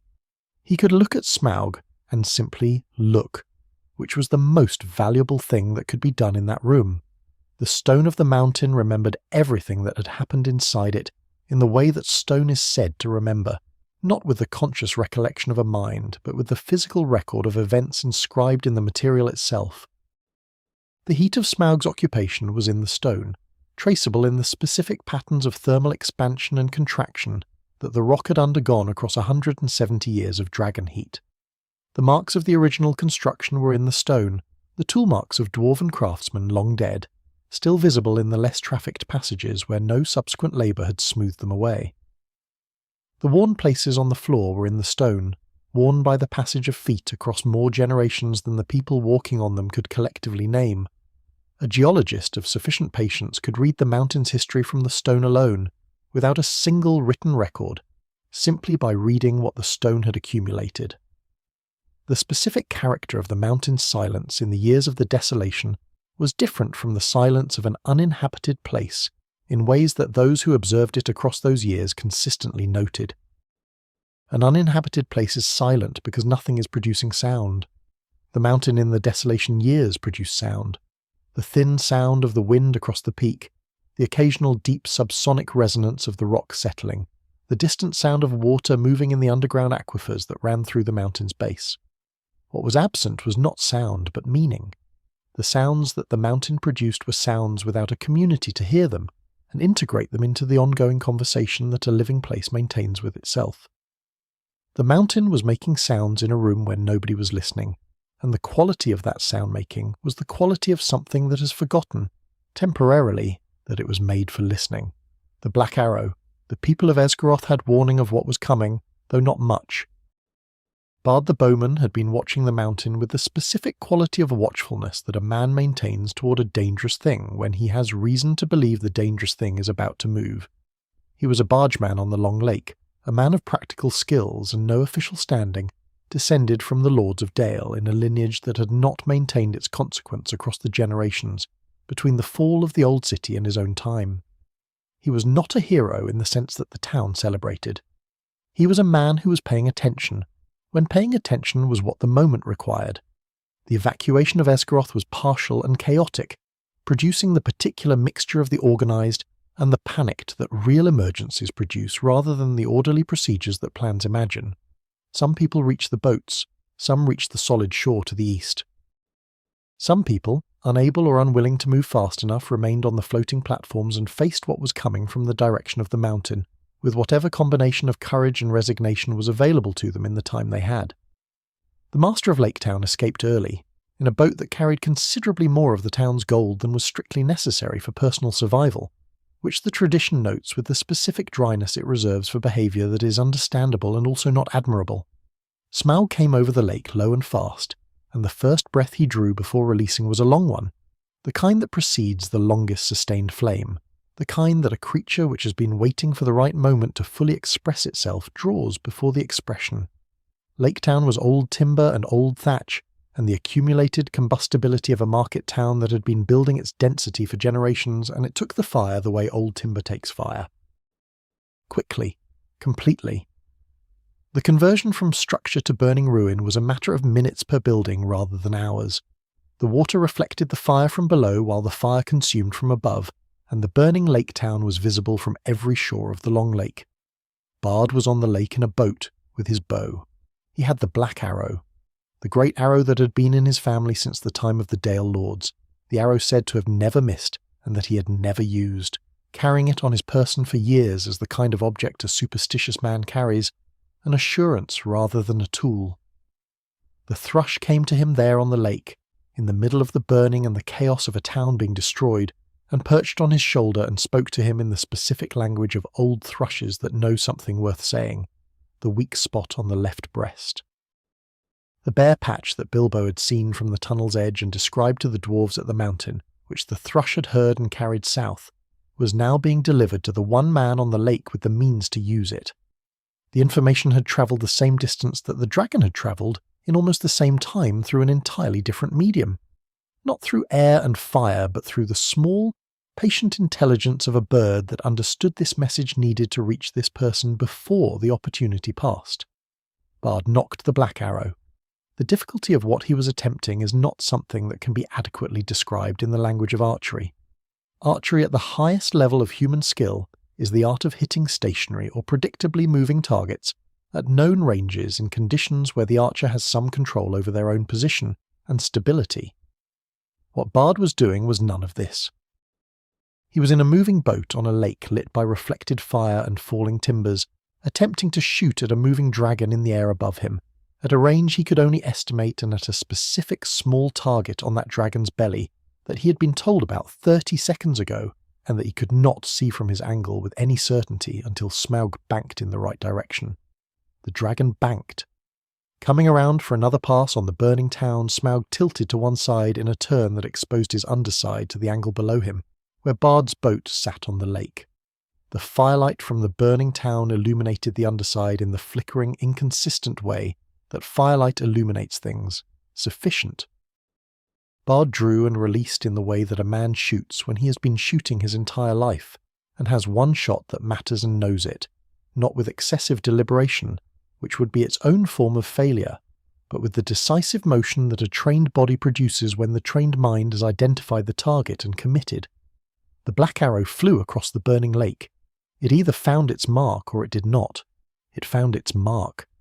The bare patch on Smaug's left breast, the gap in the incrustation that Bilbo had seen, and the thrush had carried and Bard had aimed at in the firelit chaos. The arrow found it with the precision the black arrow always found its targets, and it found it deep enough that what it reached was not scale and not hardened flesh, but something beneath.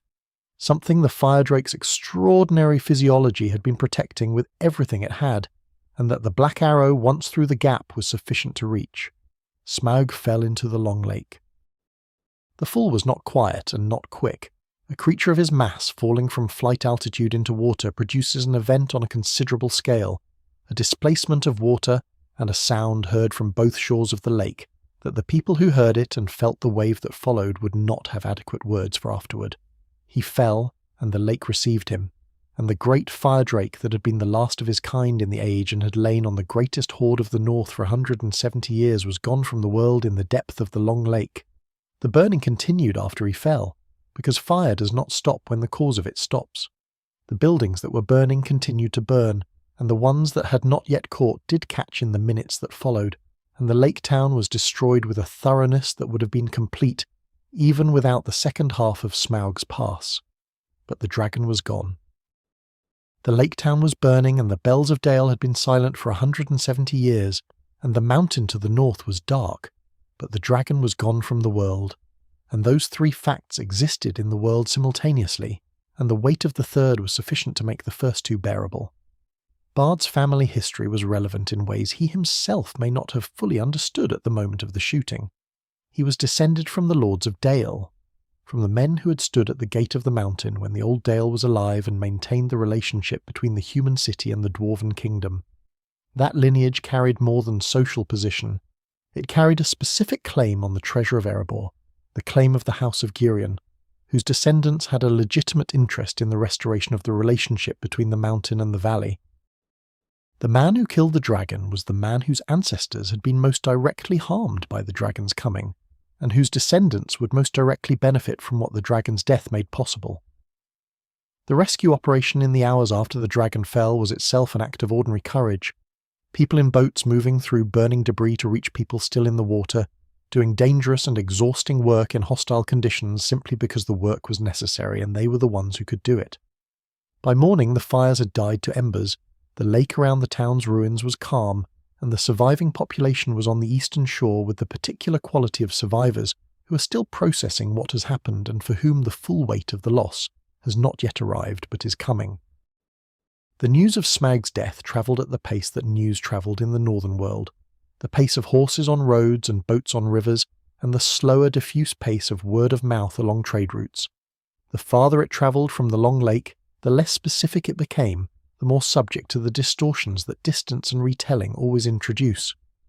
By the time the news reached the southernmost communities of the northern world's trade network, it had become something closer to a rumour of extraordinary events in the north than a specific report. But it travelled, and it arrived, and the people who received it adjusted their understanding of the world accordingly. The last great dragon of the age was in the long lake. The mountain was dark and empty. Something was about to happen in the north that the world had not seen in 170 years. Let the lake be still now. The fire has died on the water, settling into the dull glow of embers, the sharp, bright destruction fading into the gentler light of its own completion. The water around the wreckage is still, reflecting the ember glow in slow orange waves, and in the north the mountain, silent now in a new way.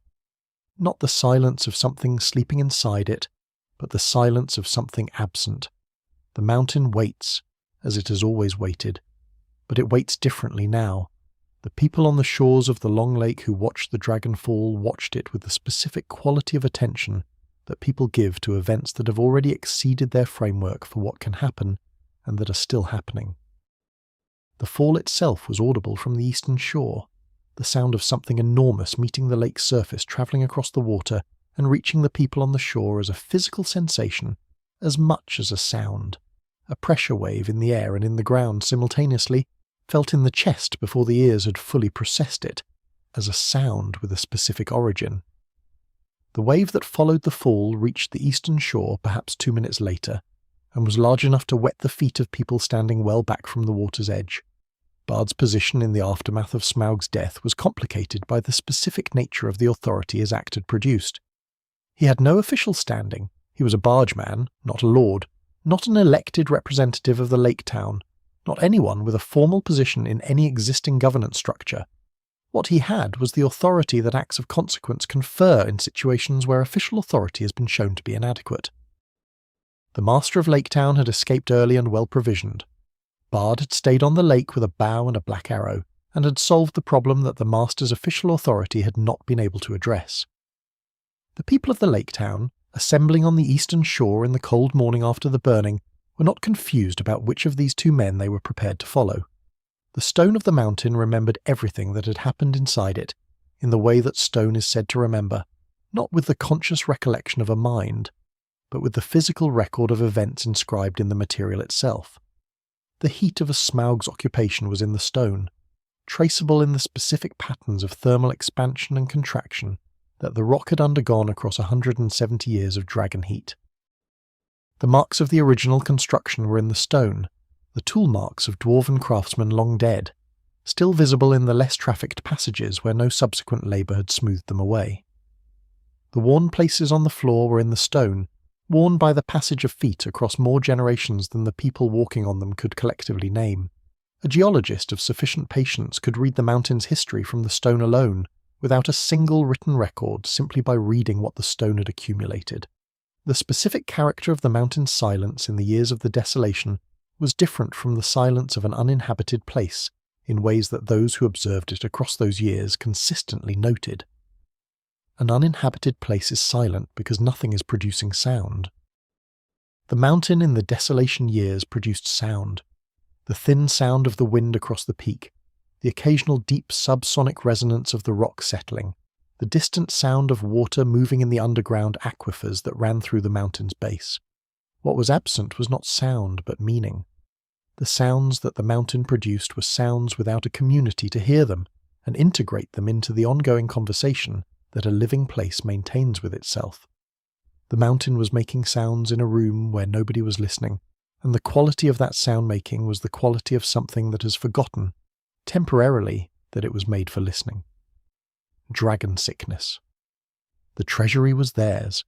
Thorin Oakenshield stood in the hall of his ancestors for the first time since he had fled it as a young dwarf, and the experience was not what he had imagined it would be in all the years of imagining it. This is the thing about long-held desires finally fulfilled. The fulfillment arrives in the body of the present moment, which is always different from the body of the imagined future where the desire has been living. The treasury was exactly as it had been, minus the living warmth of habitation, and plus the evidence of Smaug's occupation and the specific quality of a space that has been closed for 170 years. It was vast, and it was magnificent, and it was his, and it was cold in a way that the forges had not yet warmed. The Arkenstone was somewhere in the depths of the hoard. Bilbo found it in the course of his exploration of the treasury in the days following the dragon's death, found it in the way the Arkenstone tended to be found by those looking for it, not hidden but present in a place where the light at that moment illuminated it with a particular cold brilliance that made it unmistakable. He looked at it for a long time. He understood, without being told, that this was the object Thorin would want above all others in the treasury. He understood, also without being told, that something about Thorin's relationship with the treasury in general, and the Arkenstone in particular, was not proceeding in a healthy direction. The gold sickness in Thorin did not arrive all at once.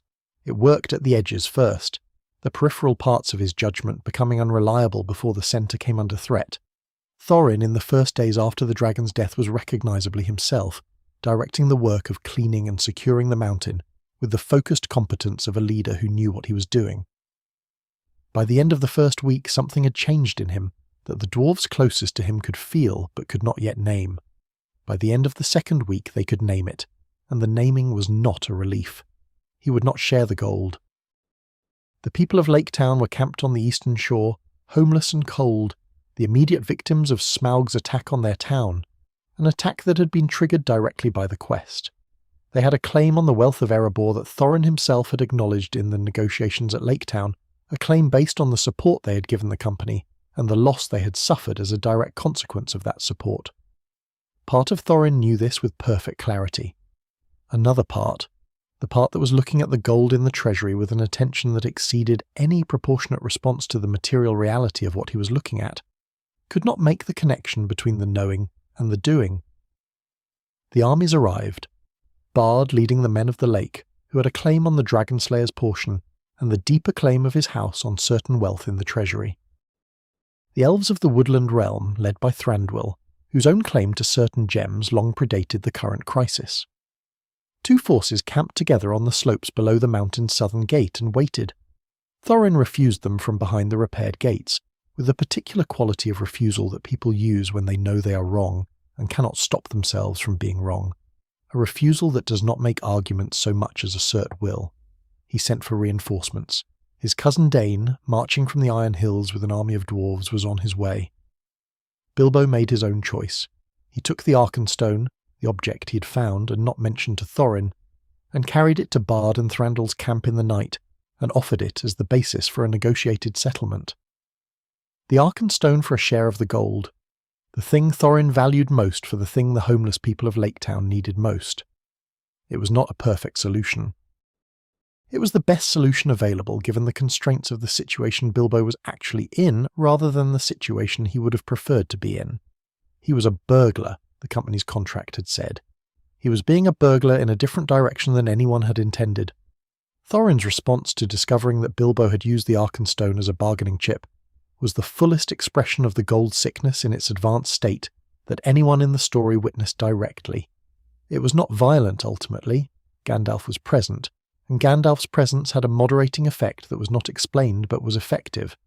But it was an experience of loss that went beyond the rational, felt by everyone present as something more than a justified anger at a betrayal of trust. The gold sickness speaking directly, without the filtration of Thorin's ordinary character, and what it said was that the Arkenstone was the most essential thing in the world, and that its loss was a wound that no subsequent arrangement of the other facts could heal. The Battle of Five Armies resolved the crisis in the way that battles resolve crises, expensively, impermanently, with a cost paid by people who had not created the crisis. The armies of men and elves and dwarves were attacked from the north by the goblins and the wargs who had taken the opportunity of the gathered forces' distraction with each other to advance. Eagles came from the heights to the south. A large and dangerous man who could become a bear arrived from the east. The battle specifics are the specifics of battles generally, chaotic, confusing, resolved by the timing of arrivals that no one planned but that shaped the outcome.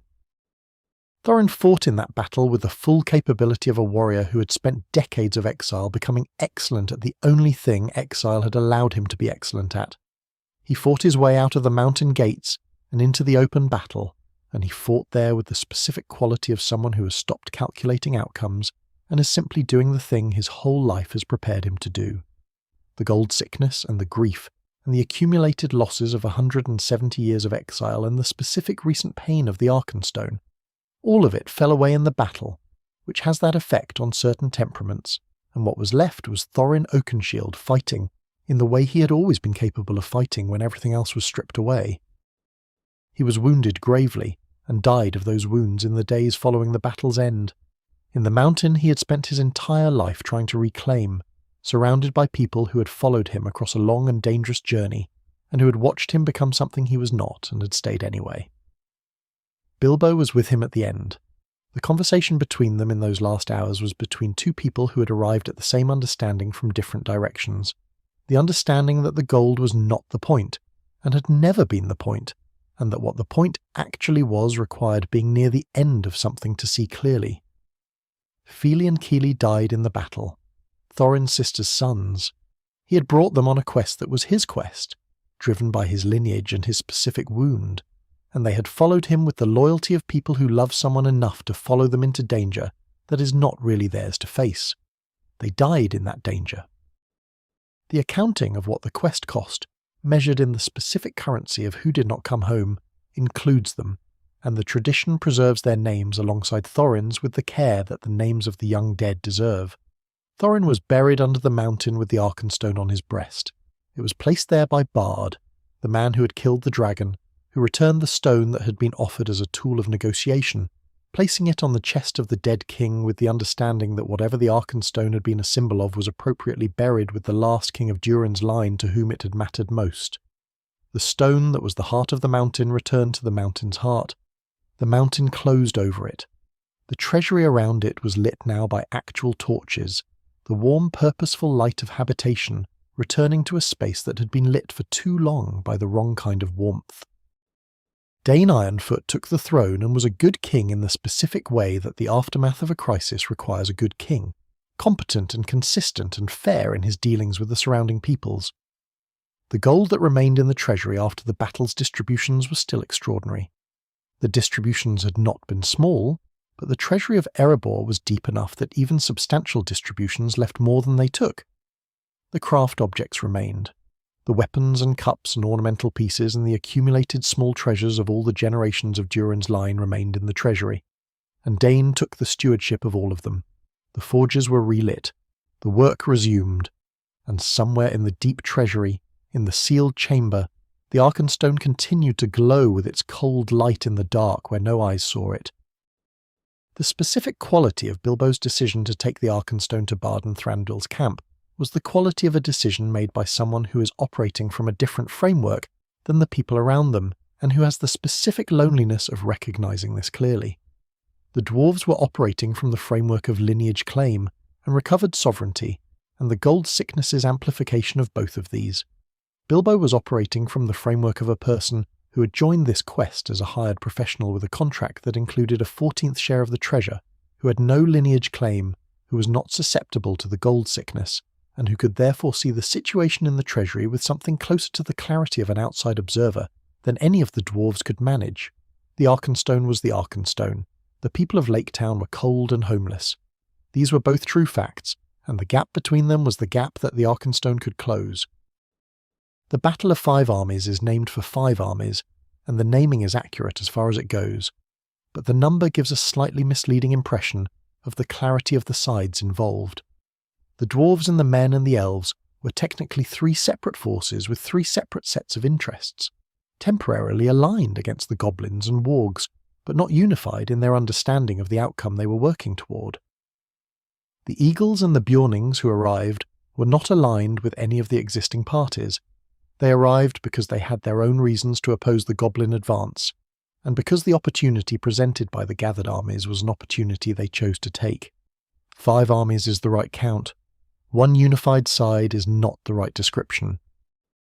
The stone of the mountain remembered everything that had happened inside it, in the way that stone is said to remember, not with the conscious recollection of a mind, but with the physical record of events inscribed in the material itself. The heat of Smaug's occupation was in the stone, traceable in the specific patterns of thermal expansion and contraction that the rock had undergone across 170 years of dragon heat. The marks of the original construction were in the stone, the tool marks of dwarven craftsmen long dead, still visible in the less trafficked passages where no subsequent labour had smoothed them away. The worn places on the floor were in the stone, worn by the passage of feet across more generations than the people walking on them could collectively name. A geologist of sufficient patience could read the mountain's history from the stone alone, without a single written record, simply by reading what the stone had accumulated. The specific character of the mountain's silence in the years of the Desolation was different from the silence of an uninhabited place in ways that those who observed it across those years consistently noted. An uninhabited place is silent because nothing is producing sound. The mountain in the Desolation years produced sound, the thin sound of the wind across the peak, the occasional deep subsonic resonance of the rock settling, the distant sound of water moving in the underground aquifers that ran through the mountain's base. What was absent was not sound, but meaning. The sounds that the mountain produced were sounds without a community to hear them, and integrate them into the ongoing conversation that a living place maintains with itself. The mountain was making sounds in a room where nobody was listening, and the quality of that sound-making was the quality of something that has forgotten, temporarily, that it was made for listening. What the dragon left behind, every great fire leaves a landscape behind it, and the landscape Smaug left behind was not only the desolation of the immediate valley, it was something less visible and more lasting, a change in the way people in the northern world thought about what was possible, what forces the world contained and what those forces were capable of doing. Before Smaug came to Erebor, a great fire drake destroying a major dwarven kingdom was a theoretical possibility the law preserved and the sensible acknowledged. After Smaug took Erebor, it was a demonstrated reality. The difference between knowing that a thing can happen and knowing that a thing has happened is the difference between a story and a scar. The rebuilding of Dale began in the season following the battle. The men who had survived Smaug's last attack and had been living on the eastern shore of the Long Lake returned to the valley, with the energy of people who have been waiting to return and who now finally can. The rebuilding did not attempt to reproduce exactly what had been there before. The old Dale was gone and could not be exactly reproduced because the people rebuilding it were not exactly the people who had built it, and the time that had passed had changed both the available materials and the specific needs of the community. What was being built was recognisably a descendant of what had been there, shaped by memory of the original and by the practical requirements of the present. The bells were among the first things rebuilt, not the great bells of the old Dale. Those were lost in the fire, and the craft that produced them was not immediately available to be recreated. Smaller bells first, made by craftsmen working toward recovering what their teachers' teachers had known. The sound of those early bells was not the sound of old Dale. It was thinner, less complex, the sound of a recovered craft rather than a mature one. But it was a sound. And when it carried across the valley in the early morning of a day in the new Dale, it meant something that the silence of the previous century and more had made impossible. It meant the valley was alive again. Inside the mountain, the forges were relit. This took time and care. A forge cold for 170 years is not simply a forge needing fuel. It is a forge that has been contracting in its cold state for all that time, that must be warmed carefully to avoid the structural consequences of rapid reheating, and that needs to be assessed throughout for damage from Smaug's occupation. The dwarves who began the process were doing engineering work as much as craft work, moving through the forge levels with systematic attention, understanding the structure before using it. The first things made in the relit forges were tools, the tools required to make other tools, to do the repair work the mountain needed. This is always how it begins, the recovery of a craft tradition, from the bottom of the necessary hierarchy, making first the things that make other things. Bilbo Baggins went home.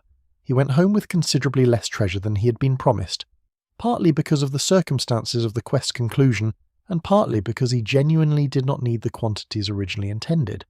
He said his goodbyes to the dwarves with the quality of farewell that people give to people they have been through something extraordinary with, and whom they expect to see again less than they would like and more than they fear.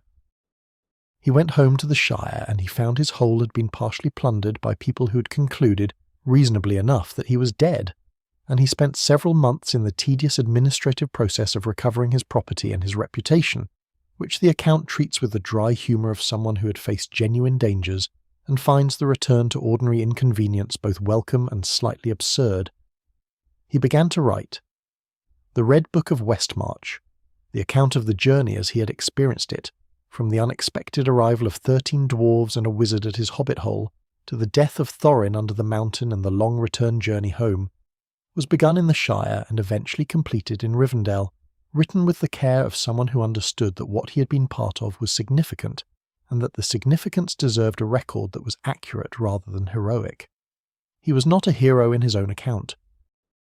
He was a person who had done what was required of him at each specific moment, often inadequately and occasionally at the most important moments, with the specific quality of courage that the most important moments require.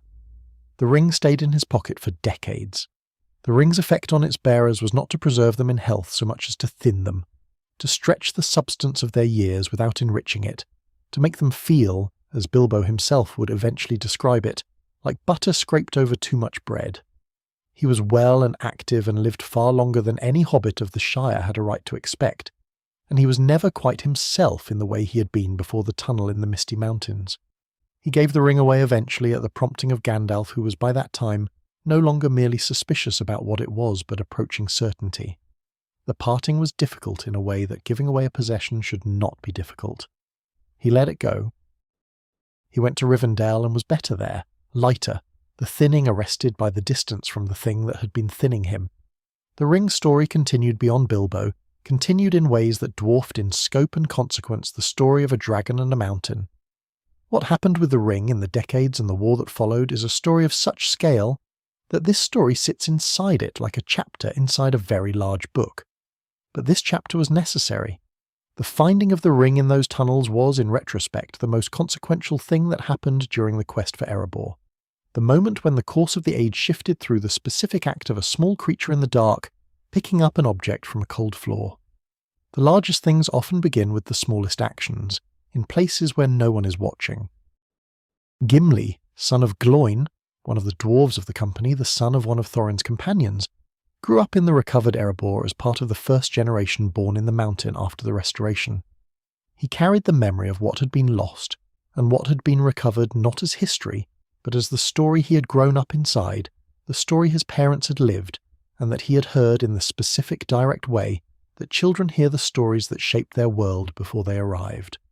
When he went south with the Fellowship of the Ring decades later, he was a dwarf who had seen what Erebor was, and what it became, and what Moria, the older, greater dwarven kingdom deep in the misty mountains, had become when it lost its people and was left to the dark. He knew the difference between a mountain occupied and a mountain abandoned. He knew what the forges sounded like when they were running. The lonely mountain endured. Through the War of the Ring, through the end of the Third Age, through the beginning of the Fourth Age and the changes that came with it, the mountain remained what it had always been. Dain Ironfoot died defending its gates in the war, at an age that made his death not a tragedy of the cut short, but a death in the fullness of a long life used well. The mountain survived the war as it had survived everything else. The Line of Durin continued in it. The forges continued. The craft tradition that had been interrupted for 170 years and then recovered through the specific improbable chain of events we have been following tonight continued to develop, continued to add to what it had inherited, continued to produce objects that the world recognized as being in a category by themselves. What Smaug left behind, finally, was not primarily the desolation. The desolation ended. What he left behind was the story, the specific shape of a catastrophe, and a recovery that became part of the identity of everyone it touched, part of how they understood themselves and what they were capable of surviving.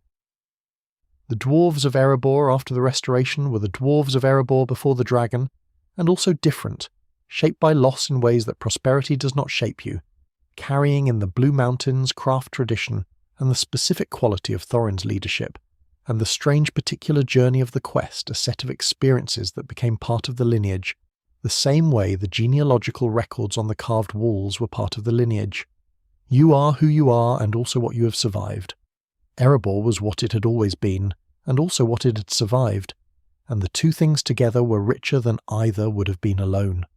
The mountain is still there tonight. The forge smoke rises in its thin column from the peak, and the new bells of Dale ring in the valley, and the long lake carries the mountain's reflection on its surface on still days. All of it continues. The work, the bells, the lake, the mountain above everything. The world that produced the dragon and the quest and the battle and the recovery has changed enormously. But the mountain remains, and inside it, the dwarves are doing what they have always done, making things that are as good as things can be made, adding to the world's store of made objects with each year that passes. The hoard is in the treasury. The Arkenstone glows in the dark beside a dead king in a sealed chamber, cold and patient and utterly still. The forges are burning. That is perhaps the most important thing of all. Let that be what settles into you as you drift. The forges burning in the mountain. The sounds of them, if you could hear them from across the lake, the deep rhythmic sound of work being done well, each stroke falling at the moment that produces the best result. The sound of a civilization doing what it was built to do. The sound of recovery, still ongoing, still patient, still adding to the world's store of made things with each day that passes. The mountain lit from inside with the warm working light of people who know what they are doing. The lake reflecting it. The bells in the morning. All of it continuing.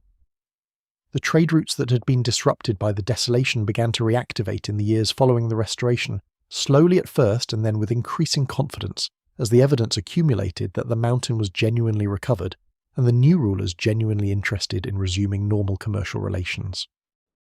The routes that had moved goods through the Valley of Dale, connecting the north and the south, carrying the products of Erebor to buyers in every direction, and bringing to the valley the raw materials and the luxury goods and the information that a prosperous market centre accumulates, were not recreated exactly as they had been. 170 years had changed the world they ran through, but routes rebuilt from memory and need tend to find their own logic, and the valley's geography had not changed, and the logic of the original routes was the logic of the geography. The market at the gates reopened in a form that its predecessors would have recognized. The legacy of the quest, the specific chain of improbable events that ran from Gandalf's visit to the Shire to the Black Arrow in Bard's Bow, was visible in the northern world for generations in ways that went beyond the restoration of the mountain and the rebuilding of Dale. The specific combination of peoples it had required to succeed, dwarves and a hobbit and a wizard, with assistance at various points from elves and eagles and a man of Dale and a thrush, was itself a demonstration of something the northern world needed to be shown, that the problems of sufficient magnitude required alliances of sufficient breadth, and that the question of who was an appropriate ally was better determined by the nature of the problem than by the conventions of the ordinary world. The quest worked because people who would not ordinarily have been in the same room chose to be in the same company. That lesson, absorbed by everyone who heard the account, was perhaps the most durable thing the quest produced. The stone of the mountain remembered everything that had happened inside it, in the way that stone is said to remember, not with the conscious recollection of a mind, but with the physical record of events inscribed in the material itself. The heat of Smaug's occupation was in the stone, traceable in the specific patterns of thermal expansion and contraction that the rock had undergone across 170 years of dragon heat. The marks of the original construction were in the stone, the tool marks of dwarven craftsmen long dead, still visible in the less trafficked passages where no subsequent labour had smoothed them away. The worn places on the floor were in the stone, worn by the passage of feet across more generations than the people walking on them could collectively name. A geologist of sufficient patience could read the mountain's history from the stone alone, without a single written record, simply by reading what the stone had accumulated. The specific character of the mountain's silence in the years of the Desolation was different from the silence of an uninhabited place in ways that those who observed it across those years consistently noted. An uninhabited place is silent because nothing is producing sound. The mountain in the Desolation years produced sound. The thin sound of the wind across the peak, the occasional deep subsonic resonance of the rock settling, the distant sound of water moving in the underground aquifers that ran through the mountain's base. What was absent was not sound, but meaning. The sounds that the mountain produced were sounds without a community to hear them and integrate them into the ongoing conversation that a living place maintains with itself. The mountain was making sounds in a room where nobody was listening, and the quality of that sound-making was the quality of something that has forgotten, temporarily, that it was made for listening. The mountain at night, in the years of the early recovery, was lit again from inside with the warm working light of habitation. Not yet at the scale of Thror's great years, not yet the full complement of the forge levels running at capacity, but lit.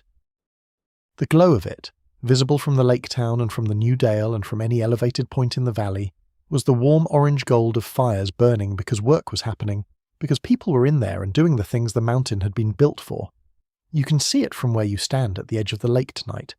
The smoke from the peak is not Smaug's smoke anymore. It is the smoke of the forge ventilation shafts, the ordinary breath of a mountain that is working again. The mountain holds its history and its stone with the patience that only mountains possess, and tonight the history it holds includes the recovery as well as the loss. The mountain is quiet tonight.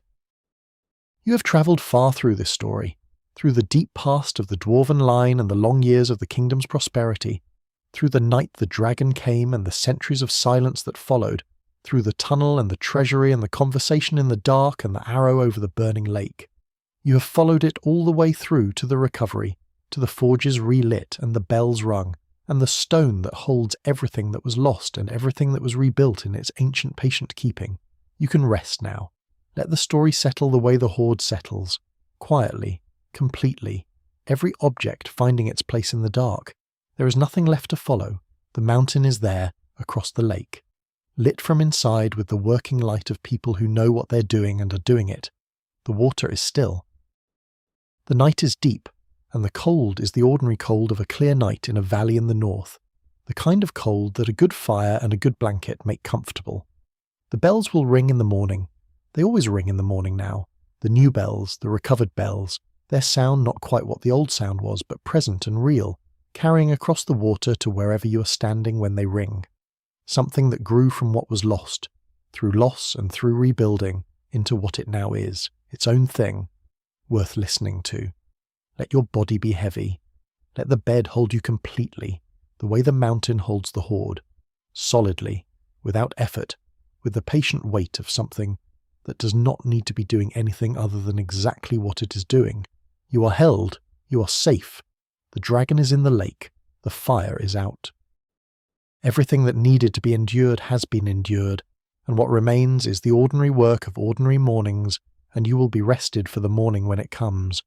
Somewhere in the deep treasury, in the sealed chamber where no torch burns, the Arkenstone glows with its own cold light, not brightly, quietly, the way a star glows when you're not looking directly at it, present at the edge of perception, illuminating nothing in any practical sense, simply present. The heart of the mountain, keeping its light in the dark as it has always kept it, as it will keep it long after the current age has become the ancient past, and the stories told about it have become the kind of stories whose truth is debated rather than known. You are drifting, let yourself drift.